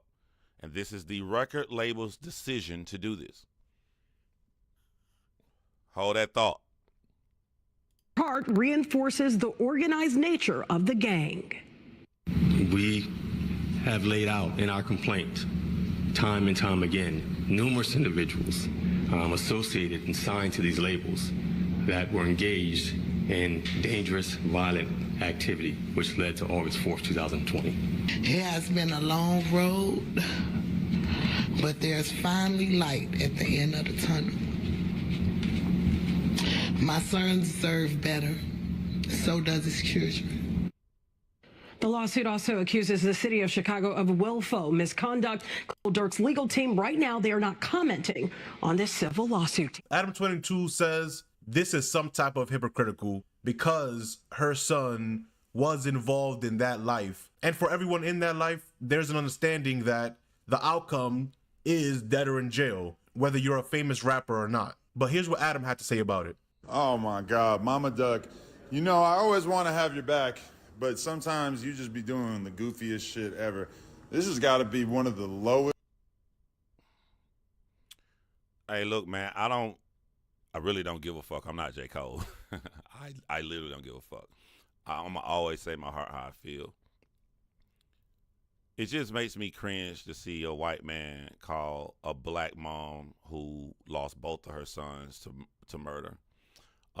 I saw the video of FBG Duck before he died, and his mom on their knees crying when his dead brother shot up was laying on the ground. That woman had her son with her. They both are crying at her son, his brother, laying on the ground, and she has no idea in the future she's going to lose that other son to the same senseless violence. To know the trauma of a black mom losing both of her sons and seeing a white man just use the word goofy shit just really rubs me the wrong way. Of the lows in the history of drill music, that she has taken it upon herself to sue Lil Durk, King Von's estate, Dolce & Gabbana for not having adequate security outside of their store, etc. Like, just reading through the news articles about this is some of the craziest shit I ever seen. Mama Duck, newsflash. Your son was embroiled in a gang war. Anytime one of his ops died, he promptly made songs about it, posted about it on social media. He was no better than the rest. Long live Duck, but he was on the same exact bullshit that Durk, Von, etc. were on. And now you're out here filing a lawsuit just because Durk happens to be rich. Like, this is some real sad shit. And man, I'm gonna be real. I hope it don't work out for you, because this is the most hypocritical thing I've seen maybe ever. Obviously. Yo, the way I'm about to fuck this guy up and break him down, y'all should be lucky I'm a YouTuber, man. Because what made me sad is that the black people that supported it, which is not, he getting a lot of hate for this, but there are some people that supported this. They said, right message, wrong messenger. So they're saying they don't have a problem with what he said if he were black. First of all, before I destroy this man, a white person told me, I think it was this week, y'all black people, y'all be letting anybody into y'all community. And they looked at me and shook their head and laughed. This white person, what this white person is telling me by the look on their face when they say y'all let anybody in y'all community, they telling me we don't do that shit. Asians don't do that shit. Italians don't do that shit. Well, y'all be letting anybody in y'all shit, and then they blow up and they get too comfortable. We got What's the Dirt? Now we got Adam22. But I'm going to use his own words against him. I'm going to tell you the difference between someone who not from the culture and how they view the culture because they're not from it. When you lack that sincerity to care about the lives of young black men. On this civil lawsuit, Adam22 says this is some type of hypocritical because her son. A white person told me that. Not a black person. A white person told me, y'all let anybody in y'all community. Oh, let that shit speak volume. Was involved in that life. And for everyone in that life, there's an understanding that the outcome is dead or in jail, whether you're a famous rapper or not. But here's what Adam had to say about it. Oh my God, Mama Duck. You know, I always want to have your back, but sometimes you just be doing the goofiest shit ever. This has got to be one of the lowest of the lows in the history of drill music, that she has taken it upon herself to sue Lil Durk, King Von's estate, Dolce and Gabbana for not having adequate security outside of their store, etc. Like, just reading through the news articles about this is some of the craziest shit I ever seen. Mama Duck, newsflash. Your son was embroiled in a gang war. Anytime one of his ops died, he promptly made songs about it, posted about it on social media. He was no better than the rest. Long live Duck. But that's that first thing that irked me. He just said all this negative shit about him, and he said long live to a guy who was shot over fucking 17 times in the chest. Adam, newsflash, you're right. But because you're white, you can't read into what you just said. Because it's us, because we actually have a state that we care about our fucking people, we don't want them to shoot and kill each other. Newsflash, out of all them Chicago dudes up there killing each other, guess who never in their life killed anybody? FBG Duck. That's what he was known for. FBG Duck will fight you in a one-on-one fight like a man should. FBG Duck has never killed anyone. He's not a murderer. You think that he deserves death? You think that he deserves to get shot that many times and he's never fucking killed anybody? You think he deserves the fucking death sentence? Okay, Adam, since we actually care and we don't want our young black brothers out here shooting and killing each other, we are for any preventative measure that will stop these kids from living the life that FBG Duck friends live and King Von friends live. We want that shit to stop. You don't give a fuck because you have a platform ran off gang members and this violence as you fly these guys from Chicago to come on your show to benefit from them killing each other. That's why it went over your head that what you're saying is right. So wouldn't that be more of a reason to do a new preventative measure to show and come at them for what they covet? You covet money. You covet these jewelry. You covet throwing all these bands in the air. You take a life, we take that shit from you. We do anything to try to stop the fucking violence from continuing because we don't want to see our fucking people dead, Adam. But he was on the same exact bullshit that Durk, Vaughn, etc. were on. And now you're out here filing a lawsuit just because Durk happens to be rich. Like, this is some real sad shit. And, man, I'm going to be real. I hope it don't work out for you. So the three most jarring statements in this. The first jarring statement, he called her a fucking goofy. He called the black woman who lost both of her sons a fucking goofy. The last one, he said, I hope it don't work out for you. So you hope the people who allegedly assisted in these murders have no consequences. It fails. They laugh. They continue to go on to think that they're untouchable, to keep assisting in the murder of our young black men. You hope it fails. You hope that there's no consequences to murder. Because if there is consequences, they won't be able to come on your fucking show.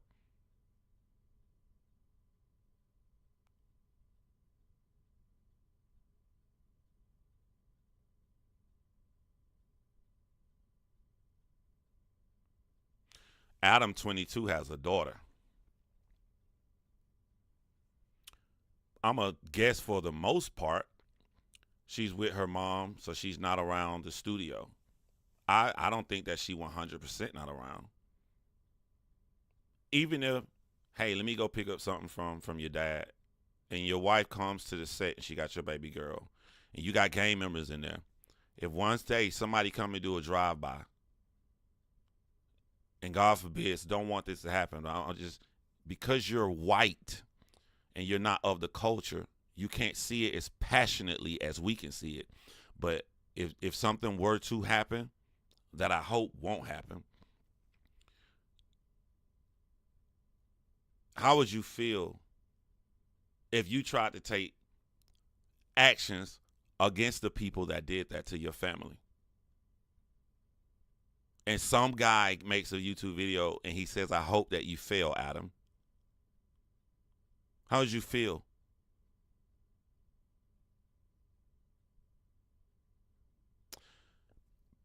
False equivalency, John. FBG Duck was in that life. Adam's family isn't. You're very close with Brick Baby. How would you feel if someone came past your studio one day and God forbid that happened? Shout out to Brick Baby. But what if he was hurt? He's your friend. He's of that life. How would you feel? He not bothering nobody. He's sitting at your desk being a podcaster. He not hurting nobody. When FBG Duck died, the man who has never killed anybody, do you know what FBG Duck was doing? I know you know, Adam, because you covered it a billion times on your channel and got paid off of it. FBG Duck was shopping for his little son's birthday. He wasn't in the hood. He wasn't setting up no murder. He was a father just like you, shopping for his son's birthday.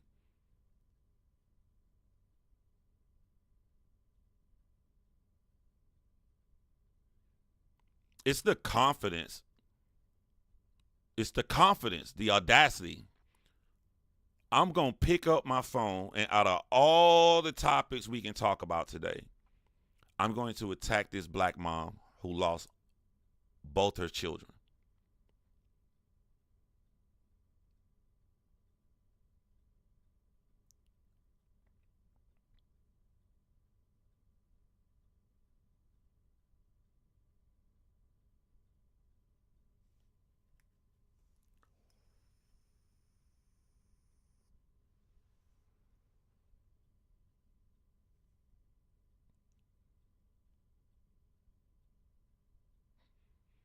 My only advice, or I wish that Mama Duck would do, I wish Mama Duck would add all the men who was found guilty to her suit.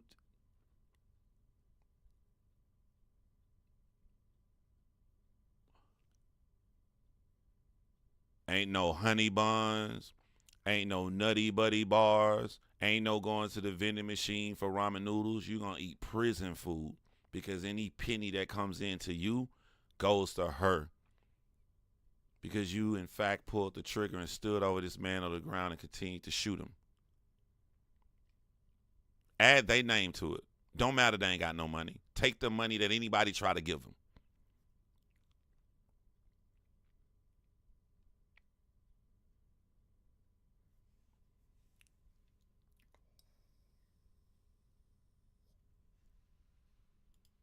Because this is the most hypocritical thing I've seen maybe ever. Obviously, Adam22's video wouldn't go over that well, as someone in the comments would say, hey, Adam, why the F you think this your place to say anything? Guests only speak when spoken to. And Adam will reply, you're the guest. I'm certified. And the person will reply,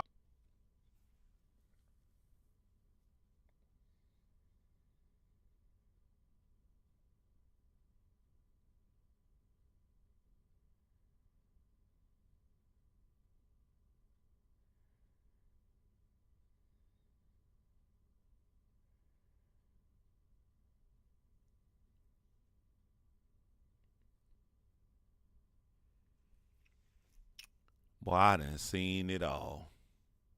Boy, that's why I love YouTube. Y'all go into the settings on my phone and they look at your most used app. I know a lot of y'all most used app is Instagram. A lot of y'all's is Twitter. A lot of y'all's is Facebook. My shit say 90% YouTube. You see everything on YouTube.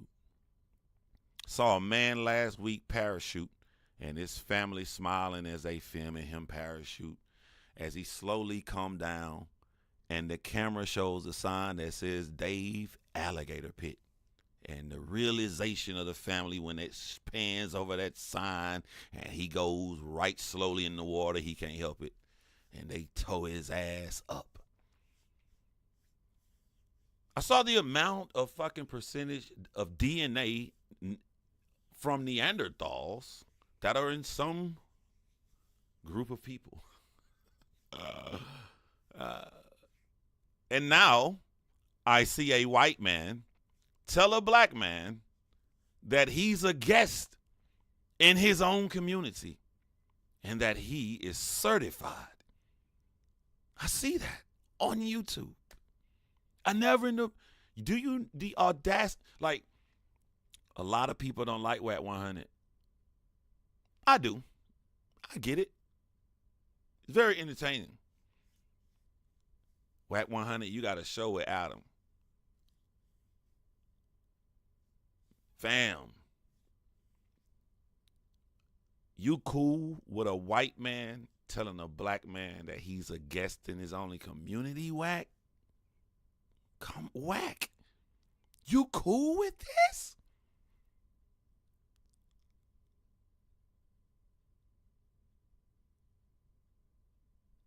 Back to my tired fucking analogy I always say. I don't have the balls. I don't have the cojones to go into the Mexican community and tell a Mexican he ain't Mexican. I am. I'm certified. I don't have the balls of Adam22.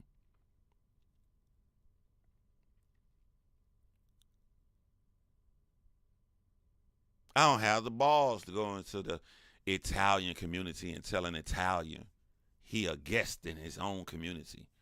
And I'm certified. I'm a certified Italian.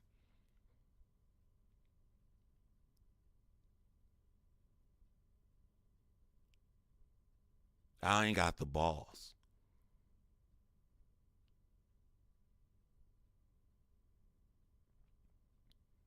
Round up every hard ER that made Adam discomfortable. I was watching DJ Academics critique Adam22 on all of these young black men getting fired from his show after he uses them up. And I don't agree with DJ Academics a lot, but I definitely agree with how DJ Academics broke it down. As a man, DJ Academics put it on himself. He said, I'm at a spot on a certain thing I'm doing where I don't need these employees. But instead of getting rid of them, I'm paying their rent. They got bills. So I don't need them right now because I'm no longer doing that. But instead of firing them, I'm a boss. So I put it on me to be more productive, to find something that they can do. So he said he's not doing a podcast that often, so he really don't need them that much. So what he does, he got these offices. He's going to rent them out, and they're going to rent out those areas for anybody to come in and do podcasting. He has now given them a job.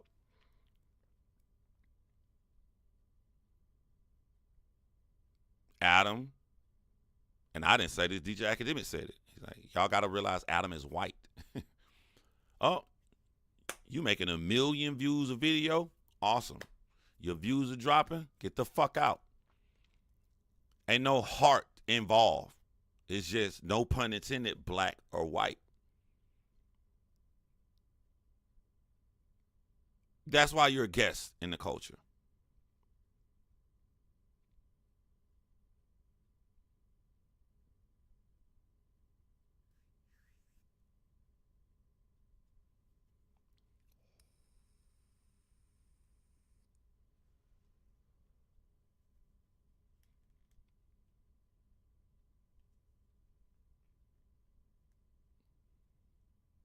I'm worried about you, Brick Baby. Brick Baby, there's no logical way you can go home. And I'll relate it to Geico. Geico had the reputation that all these other companies, you got to worry about your job. You ain't got to worry about your job at Geico. If we get rid of the entire position, we're going to move you to somewhere else. Until a new CEO took over Geico. And they did these massive layoffs that went around the whole country. And people are scared out of their mind. And the layoffs was over with. They watched their friends get fired. Friends on vacation. Called them on vacation. you're laid off. After those rounds were over with, 8 months later, out of the blue, they came and did it again. I can't imagine the fear and panic of people working at Geico. And then after that, they did it again about 5 months later. You thought the shit was over with. The fear, at this point, I'd be looking for another motherfucking job. Because the pandemic has made Geico realize, and people was canceling insurance, doing all this stuff at the time, that this is a company. They need to show a profit. They can't show a profit by getting new policyholders. We'll show a profit and increase in the money we keep just by simply not paying people. Brick Baby. The first round of firings from Adam22 what's the phones guy? Was one of the closest niggas to Adam. He gone. You watch that happen. The second one was AD, Fed Community, all of those guys. You sat and watched that happen. That was about 6 to 8 months later. You saw a second round. Third one was the girl. You watched that round. During all of these people leaving no jumper, you know who was taken up for Adam22? Sharp. Sharp went against all these people for leaving and put them down. And what happened this week? Sharp is out the fucking door. And he got to feel weird to be in this position. You talked all that shit, Sharp, about all those guys, and they warned you, Sharp, that it could happen to you. And it happened to you. Your numbers are lower. You're not doing good. You got get the fuck out. You saw all of this happen, Brick Baby. It got to be a little tingle or something inside of you, no matter how cool you and Adam22 is, that you could be a little worried.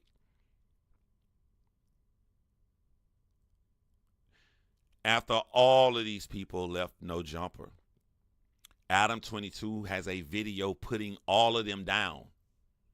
Sharp sat up there with Adam22, and he saw him put them down, and now Sharp's gone, and now Adam22 got videos putting Sharp down. Got all y'all on panel talking shit about him. You don't think this could happen to you? You are all expendable because he's not of the culture, and he don't give a fuck.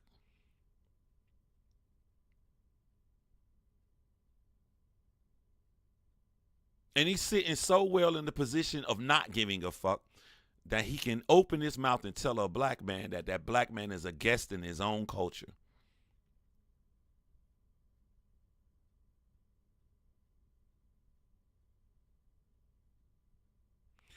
I feel that the black community, black American community, we need to make our own, we need to go back into a self-imposed pandemic phase where everything is shut the fuck down and we not letting nobody in no motherfucking cookout.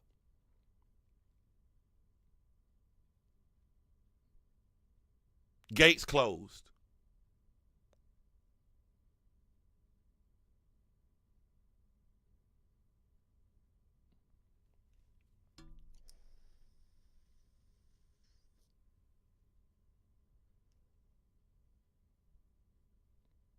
Gates closed.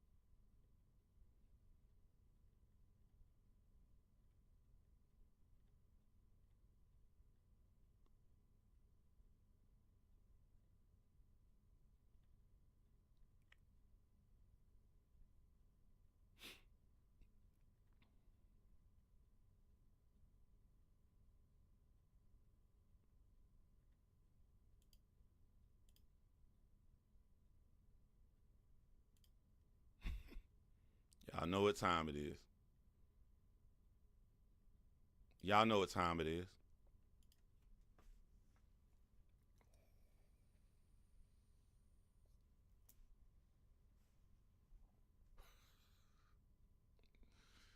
I don't blame the devil for doing his job. I blame those of us who want help. Gatekeeping starts in the family first because too many of us give out invites and credibility. I agree with that statement 1,000%. That's why I'm not like J. Cole. You got to look at what the problem at. Us. A white person straight up told me, y'all let anybody in y'all community. It ain't just the statement, it's the face that was made. Like, we wouldn't do that shit. Like, that white person was right. Y'all crazy as hell. Y'all just let anybody in. That white person was right.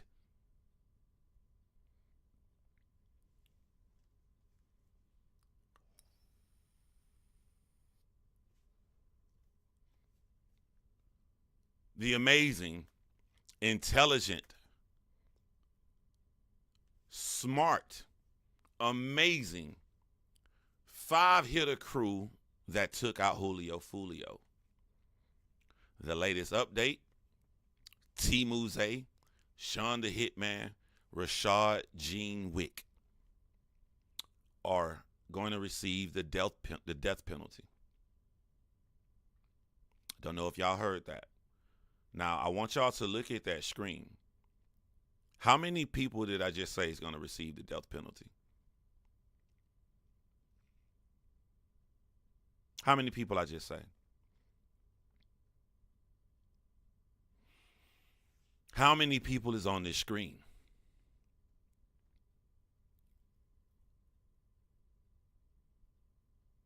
Three people are going to receive the death penalty. 5 people on the screen. I'll break down why all 5 aren't. First of all, that's a lie. It's going to end up being 4. You can't go in to say if you're going to seek the death penalty until someone has been arrested and formally charged. So Where's Murphy is on the run still, which is amazing. I ain't going to lie. I was dead ass wrong. I thought the brother would be caught like in a week. It's amazing they can't find this guy. But he going to watch the news and he going to know that they gave his brother, they're seeking the death penalty on his brother and the other 2 guys. And he knows he was one of the trigger men that actually pulled the fucking trigger. He the one sitting off in the cut. So he knows, oh my God, they're trying to find me so they can kill me. I'm going to die by the state of Florida. Whatever measures he took to hide, he damn sure finna take stronger measures now. I guarantee you, wherever he was when he saw that they're seeking the death penalty, he ain't at that spot no more. Asshole shriveled up.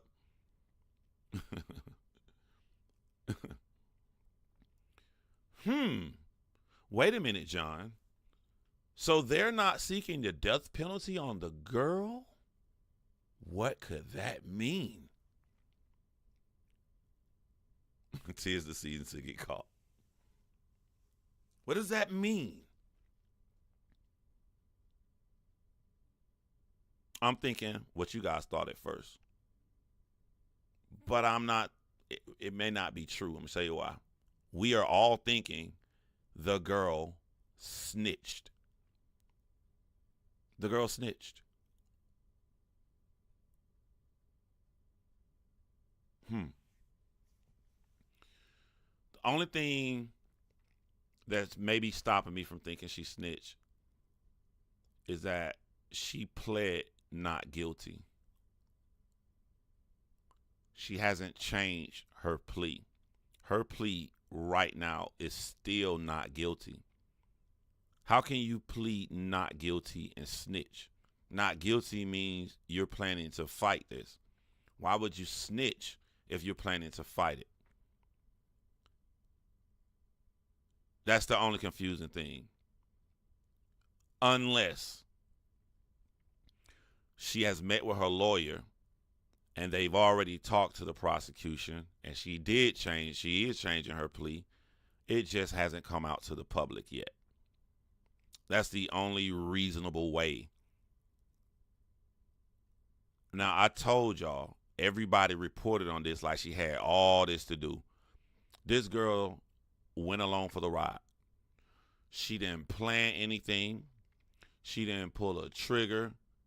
This girl would have stayed her ass and not drove down there with them to Florida. I'm sorry, to Tampa. They was already in Florida. She wouldn't even be up there with them. She let fucking one of these dudes fuck up her entire life.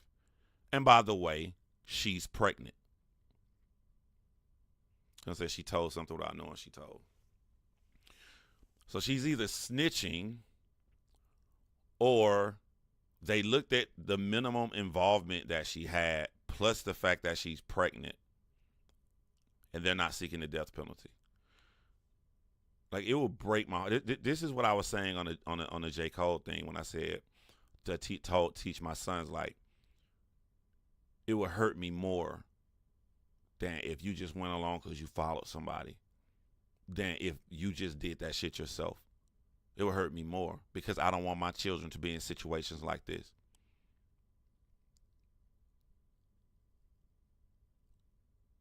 She not in no gang. She don't know Julio Foolio. She didn't live that life.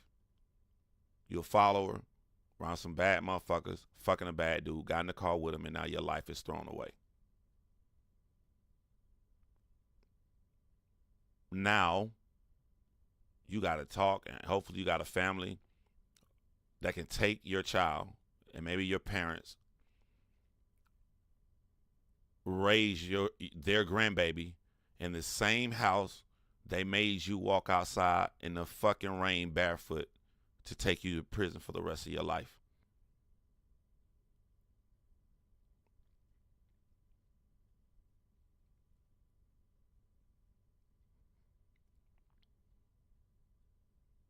She must have handed her phone over unlocked for the boys to get whatever they needed.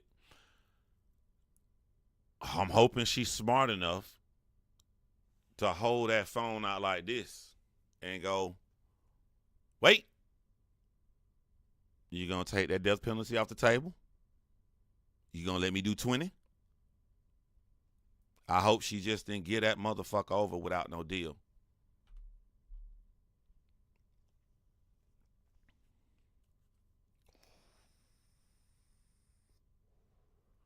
Yep, she's going to have that baby incarcerated.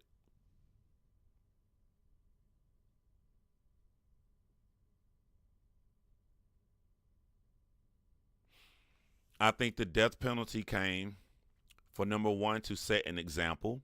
Adam22, measures to make people think twice so our young black men won't be out in these streets shooting and killing each other.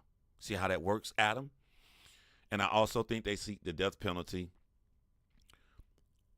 especially because Sean, the hitman, is involved, and he got guns that allegedly that was involved in other murders. And then add on to the fact that allegedly he shot Julio Foolio in October of last year in the foot. This is the second attempt to take this man's life. You want to kill somebody that bad? We, the state of Florida, we're going to kill you. If she didn't have no lawyer, she didn't negotiate no deal correctly. Okay, so someone would take the child. Gotcha. Okay, that makes sense. Yeah, I mean, women have had children in jail and in prison before. This is not nothing new. So, yeah, I mean, they're going to set it up. She have to sign over legal custody to maybe her parents or someone that she thinks can raise them. And if she don't have anybody, to a foster home, or hopefully from this case being big, some family can reach out to her in jail. Alicia Barefoot is going to have 3 days out of her entire life with her child. She going to hold that baby when it come out and they cut the umbilical cord.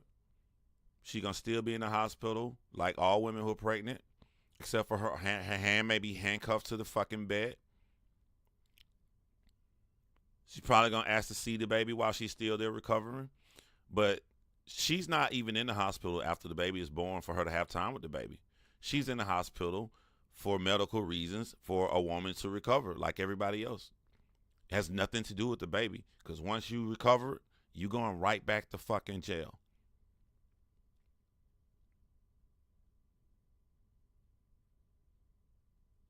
And the only time if you will ever see your child again is going to be in a room full of fucking people during visitation.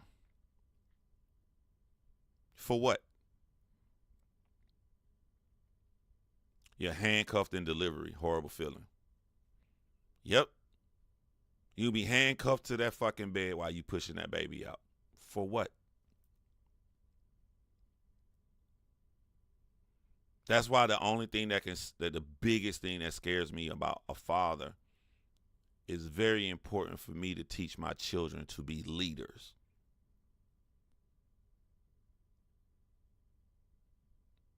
I want to see my children in some weird ass shirt or shoes, some shit that don't nobody like. And somebody come over there and try to pick on them, and they're like, "Yeah, fuck you, nigga. I like these shoes. I'm wearing these bitches tomorrow." That kind of mentality keep you out of a situation like this.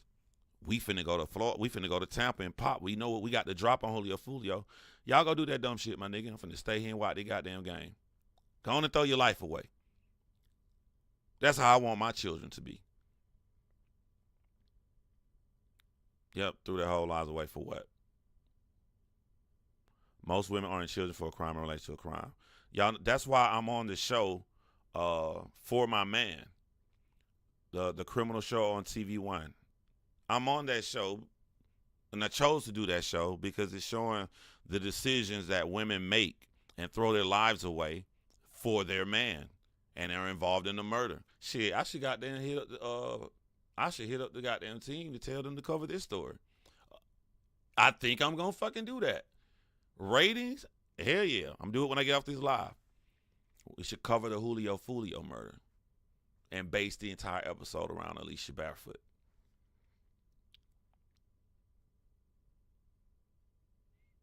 Yeah, free thinkers at the least. Yes.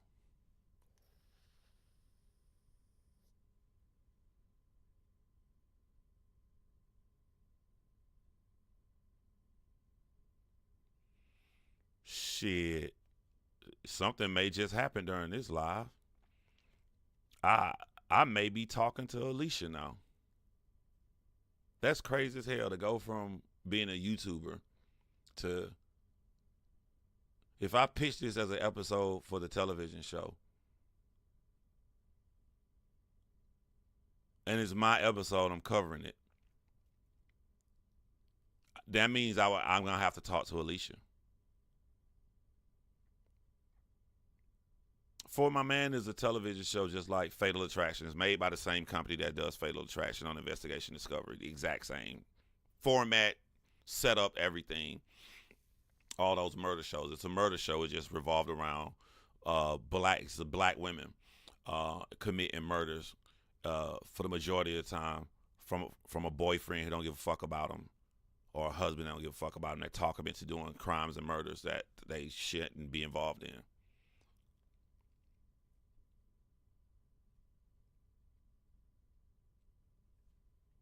Oh, let me show y'all something.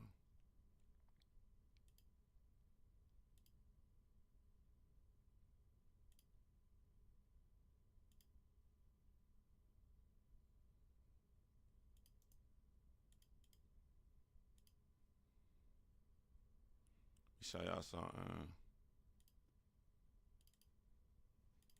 I know Chiggs is in here recording this. I got up this morning minding my business and solving crime like I usually do on the YouTube. And this episode comes up. Let's see why this isn't loaded. Detroit, Michigan. It's a late Sunday night on the west side of America's Motor City. Hold on.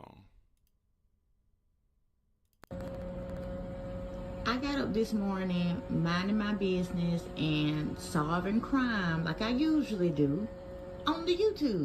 This is one of my friends watching a television show, and she realizes that I'm on the show. So I think this is the last episode that I shot. And this episode comes up. Team. Detroit, Michigan. It's a late Sunday night on the west side of America's Motor City. Detroit was once the most affluent cities in the country, fueled mainly by the automobile industry. But as Then I hear your voice, and I had to turn around, and I screamed. I had to send you this. Bye.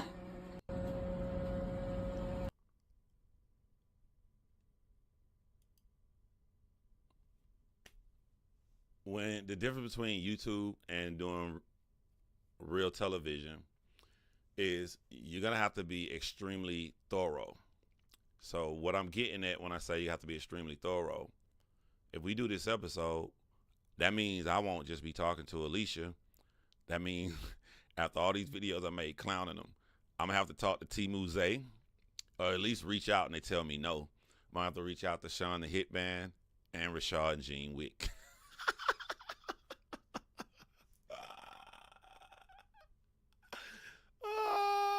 We live in a crazy world. Yeah, that's for my man.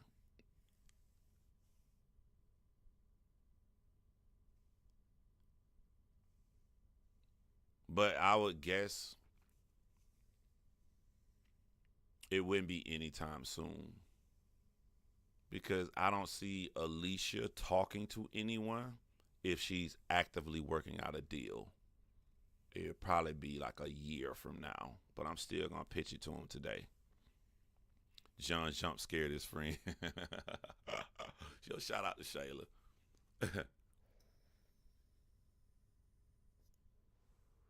Do it. Criminals need a chance to speak. I watch every episode. You ain't see me on it? You watch every episode and you ain't see me?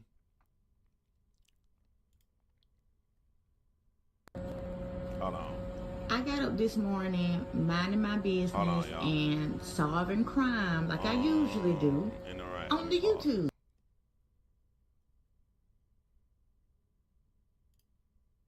Probably because I was fat. You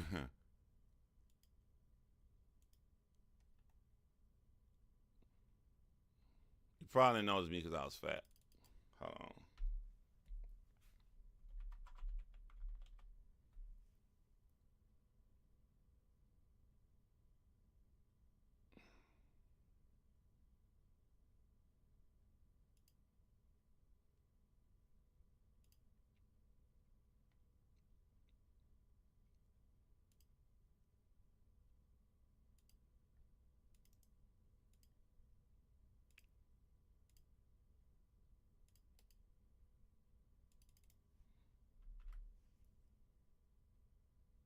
Of the city. they get to Discovery Park, and they walk down this long trail. Then they discover a duffel bag. Inside of the duffel bag are trash bags. But when they open these trash bags, that's when they discover the body of LaShawn Flynn. Hey, like, I don't know why it doesn't weird me out to see me on YouTube, but it weirds me out whenever I watch myself on television. Maybe because I have total control on YouTube and how I do my shit. But, like, I always get nervous, like, and then, like, I don't be keeping up with it. People be hitting me up, bro, your new episode came out, and I be like, oh my God, let me go watch this shit. Yeah, I do a lot of narration on the show as well too. I'm the deep voice that says.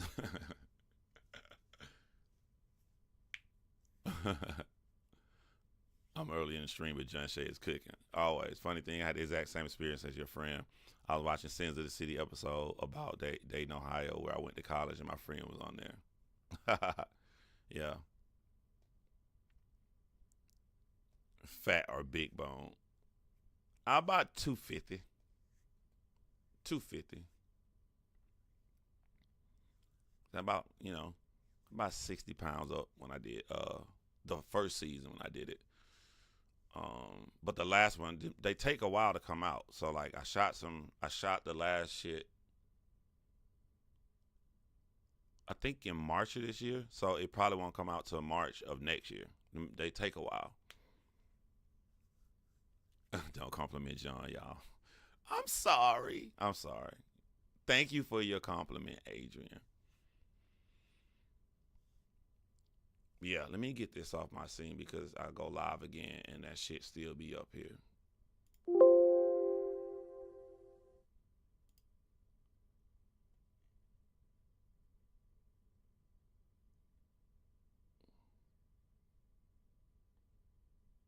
And hold on, let me check out something.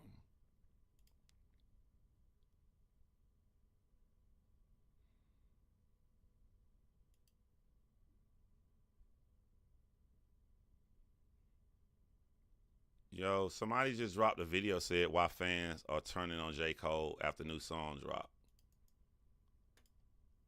I'm curious to see what he talking about. Cause when I be thinking I'm the I be thinking I'm the only one with these opinions. I'm not sure J. Cole understands why hip hop is looking at him funny. Urban. Make sure y'all go support this brother, Urban X TV. If I play somebody's shit, you know I want y'all to go and give him a view. So I don't take nobody's view. And it's kind of sad to watch at this point. So yesterday, if you don't know, J. Cole dropped a new track called Port Antonio, in which he obviously showed off his lyrical prowess. J. Cole is always rapping his ass off. I don't think that's ever been a discussion. I don't think that has ever been a point of contention when it comes to J. Cole. Facts. Some people might say he's boring. However, his rapping ability, his ability to rhyme words and make them sound really good, double, triple entendres, that has never been a discussion. However, in this song, he kind of talked about him backing out of the Drake-Kendrick situation that happened a few months ago. And this is the lines I kind of wanted to get to. He's in like the second verse. He said, I pulled the plug because I've seen where it was, where that was about to go. They wanted blood, they wanted clicks, they to make their pockets grow. They seen this fire in my pen and think I'm dodging smoke. I wouldn't have lost a battle, dog. I would have lost a bro. I would have gained a foe, and for what? Just attain some more props from strangers who ain't got a clue what I've been aiming for. That's okay, cool. Right? Like you can frame it any way you want. But the reason why people were so upset at J. Cole bowing out of that battle is because for the past 4 to 5 years, J. Cole has been on a feature run that we haven't seen since the likes of Wayne, right? He's been going on features, smoking everybody, and talking some real hot shit. Like anybody who won it can come step up and get it, right? And that's how he was talking. And then you can make the argument that this entire Drake-Kendrick thing, like that entire confrontation, not their history, but that entire confrontation, if you listen to the Like That record, Kendrick said, like, you know, he's talking about the big three. That big three line, Drake didn't say that line. Cole said that line on the first person shooter, right? So you can make the argument that he kind of set this off. So then when he responded, when Cole responded, I thought, okay, all right, we're here now. Now, looking back, right, people say, well, the battle between all three of them would have been weird because, you know, I don't know where it would have came from. I don't think it would have been a battle between, I don't think it would have been a triple threat, you know, battle royale type of thing. Because if we, you know, in hindsight, we see like how many people was against Drake. So I think it would have kind of been de facto Cole and Drake versus Kendrick and that whole side. Maybe I might be off on that, but him backing out in a time where this was your moment to kind of stake your legacy. We could say all we want about Drake. He has been battle tested for years. He went at it with Common. He went at it with Meek. He went at it with Push. He went at it with Kendrick. Like he's gone back and forth with these people. Yeah, Drake is the Oscar de la Hoya of rap. Like Oscar fought everybody. He won some, he lost some. He lost bad. He won a couple I didn't think he was gonna win. But no matter what you say about Oscar fought everybody. That's what Drake reminds me of. It seems to me that this YouTuber is gonna take the approach that most people are gonna take, and I touched on it a little bit, but I think that I touched on shit that people not gonna touch on. They're not gonna catch unless they watch my shit and piggy off what I said. But I think most of the people are gonna do what he's doing right here, which is, you backed out at your big moment. Been cool if J. Cole stayed. I don't care that he backed out. J. Cole had bigger issues in that song than him backing out, the contradictions and everything. But I think this video here, if y'all go down the rabbit hole today, board, typing in J. Cole review of this song, this is what most people are going to say is what he's getting at. Right? He had stepped up to the plate.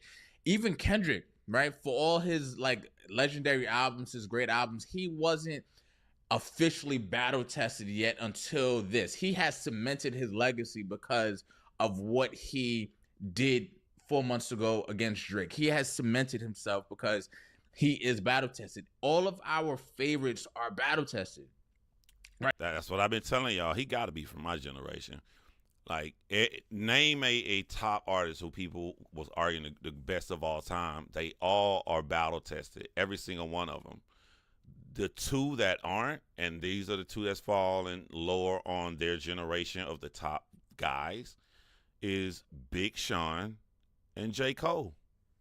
Everybody else you named, the Nas, the Jay-Z, the Biggies, the Ice Cubes, the Tupacs, everybody is battle tested because the best clash at the top. For better or for worse, they are all battle tested. Now, for the past 4 or 5 years, you've been talking hot about anybody who step up. They gonna catch my wrath, and then somebody stepped up, and then you act like you didn't see him, right? You like, yo, anybody can get it, and then somebody in Kendrick, I know he showed it, but Kendrick was like, I'm here, and then you tried to look over him and go, nah, whoever else, and it don't work like that. So now you're wondering why people are looking at you funny is because you're still talking tough in your raps. Like, you're still talking like anybody can get it, and you miss a complete opportunity to show us what you had, right? Like, that's why, that's the reason why people are kind of looking at you weird. Even Kendrick said to Drake, I like singing.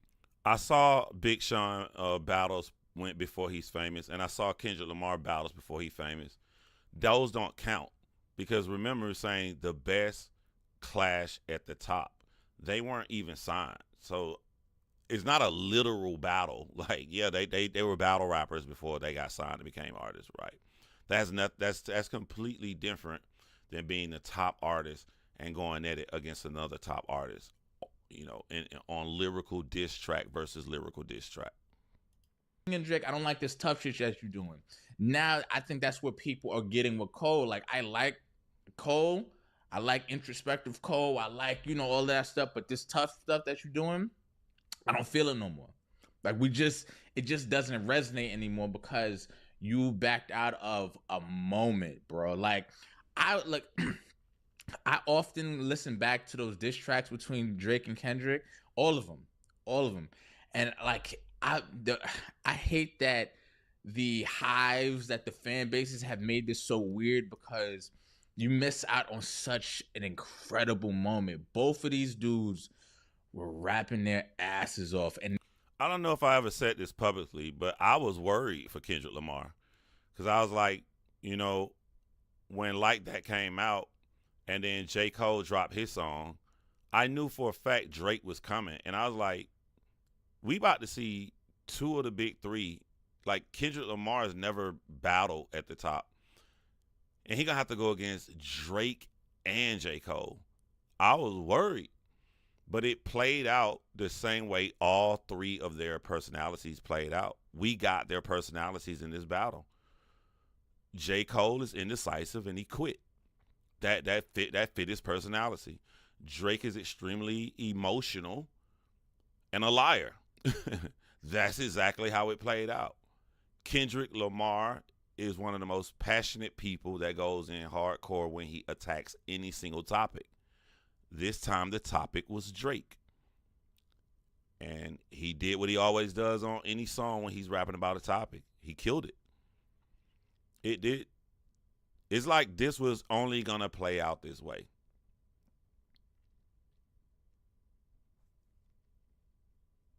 They crashed out completely, and we were able as fans to just kind of sit back and watch it. And that's why I always said, like, if you weren't going for anybody, if you were just watching, you caught an incredible moment. But if you were Drake fan, if you were a Kendrick fan, and then you're ignoring everything back and forth, I can completely say I loved that exchange like totally. The last exchange I've seen of like that gives me like those type of feels was maybe Jada and Beans. Like it was just such a back and forth. Like I just loved everything about that battle. And to see Cole on the outside looking in, like you missed such a moment where you could have cemented your legacy for, you know, a win, lose, or draw, you could have cemented your legacy. But now coming back, and then because you know, Rory from the Rory and Maul podcast, he said like he thinks that Cole chose Kendrick. He picked a side in this because he's been doing little things, like he's been you know, doing features with ASAP. He's been doing features with Daylight, who is on Team Kendrick. So you picked a side at that. So now you have an album coming out, The Fall Off. If Kendrick shows up on that album, Cole is food. I'm sorry. I 1000% disagree with his analysis here. How can he pick a side with Kendrick when you're making a video off of a song where he only said something positive about Drake, and he used a topic that Drake tried to insinuate and put Kendrick down? He said it as if that's true. He dissed Kendrick Lamar in this song, Poor Antonio, and he bigged up Drake. So if I'm Kendrick, for how I see it, I would be pissed at J. Cole for this song. He said that he neutral, but he put down Kendrick and he bigged up Drake. So I don't know how he got that. I'm sorry. Like if you're gonna step out and say I'm not picking a side, then you have to do that completely. Like especially for right now, it's been. I think the wounds are still kind of fresh right now. I think Cole is food if he does a song with Kendrick, if he does like anything, this Kumbaya stuff, and then still trying to talk tough. I just don't see it. And I don't know if anybody is in Cole's ear kind of showing him, walking him through like, bro, this is why people feel this way. You kind of set this in motion. I agree with him now because you rewind back to my rant. I'm saying Cole has to blame himself. It's the only way. And look, he's saying the same thing. You did this. Open the door for a battle. You said, I'm taking all bombs. I'm taking all bombs. You said these things. And then when the moment got too big for you, you backed out. I like Cole. Seen him in concert. That's one of my best friends. That's his favorite rapper ever. Like, I like Cole. But I don't like the tough talk anymore. It's over. Just rap. Make your songs. Make them sound good. But we don't have to, you don't have to talk tough anymore. It's over. All right? So, with that being said, this is...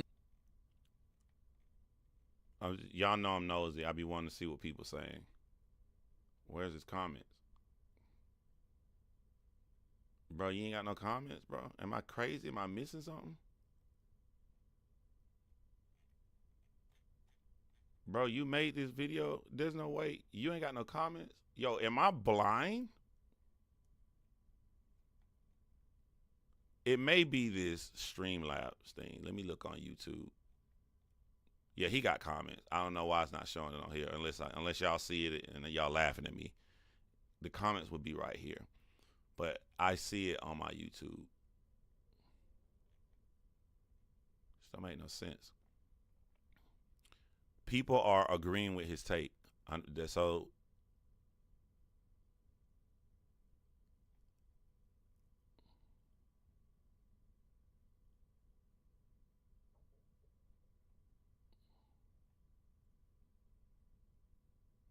Well, nah, it's going back and forth.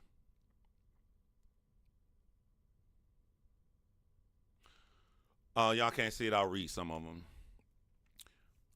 One guy says, I think two things can be right. Cole did miss a moment to back his raps and step up, but I also think he wanted a lyrical war, not the character assassination, career destruction beef. He not with the personal shit, which can be viewed as weak. He just think nobody can fuck with him on a lyrical basis. All right. What I would say to the person that made this comment, when in the history of niggerdom have you seen the best clash at top and it didn't get personal? Name me one diss track, just one tiny diss track, that there was nothing personal said and it was just lyrical. I was going to say, if you just want lyrical, go to battle rap, but they do personals in battle rap. Let me see something here. I'm curious now.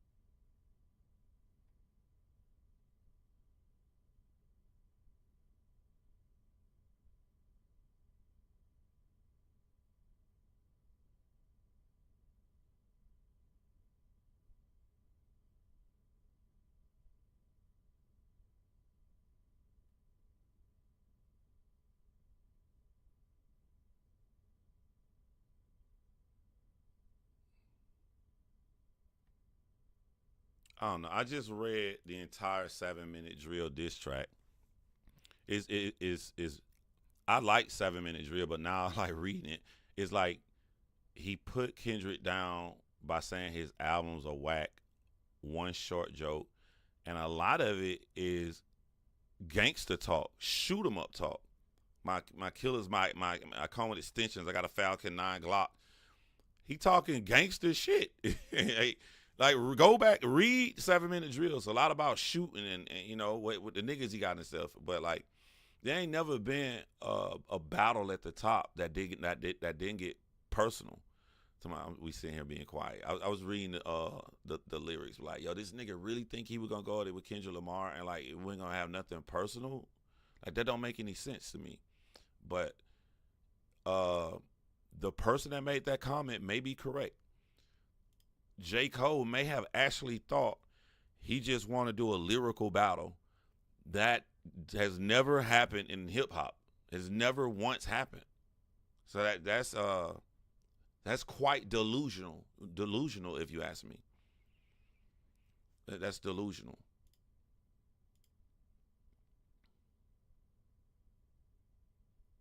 These dudes in the comments tripping. You're 100% correct. Cole's trying to spin his high ground, but he keep throwing himself in the mix. Was this verse needed when he already explained why he dropped out? Cole needs to cut the shit. Had 7-minute freestyle. Been well received. He doesn't duck the battle. That's an opinion. I don't know. Saying he the best rapper, but doesn't want to carry what comes when you take L's as the top dog. I agree with that.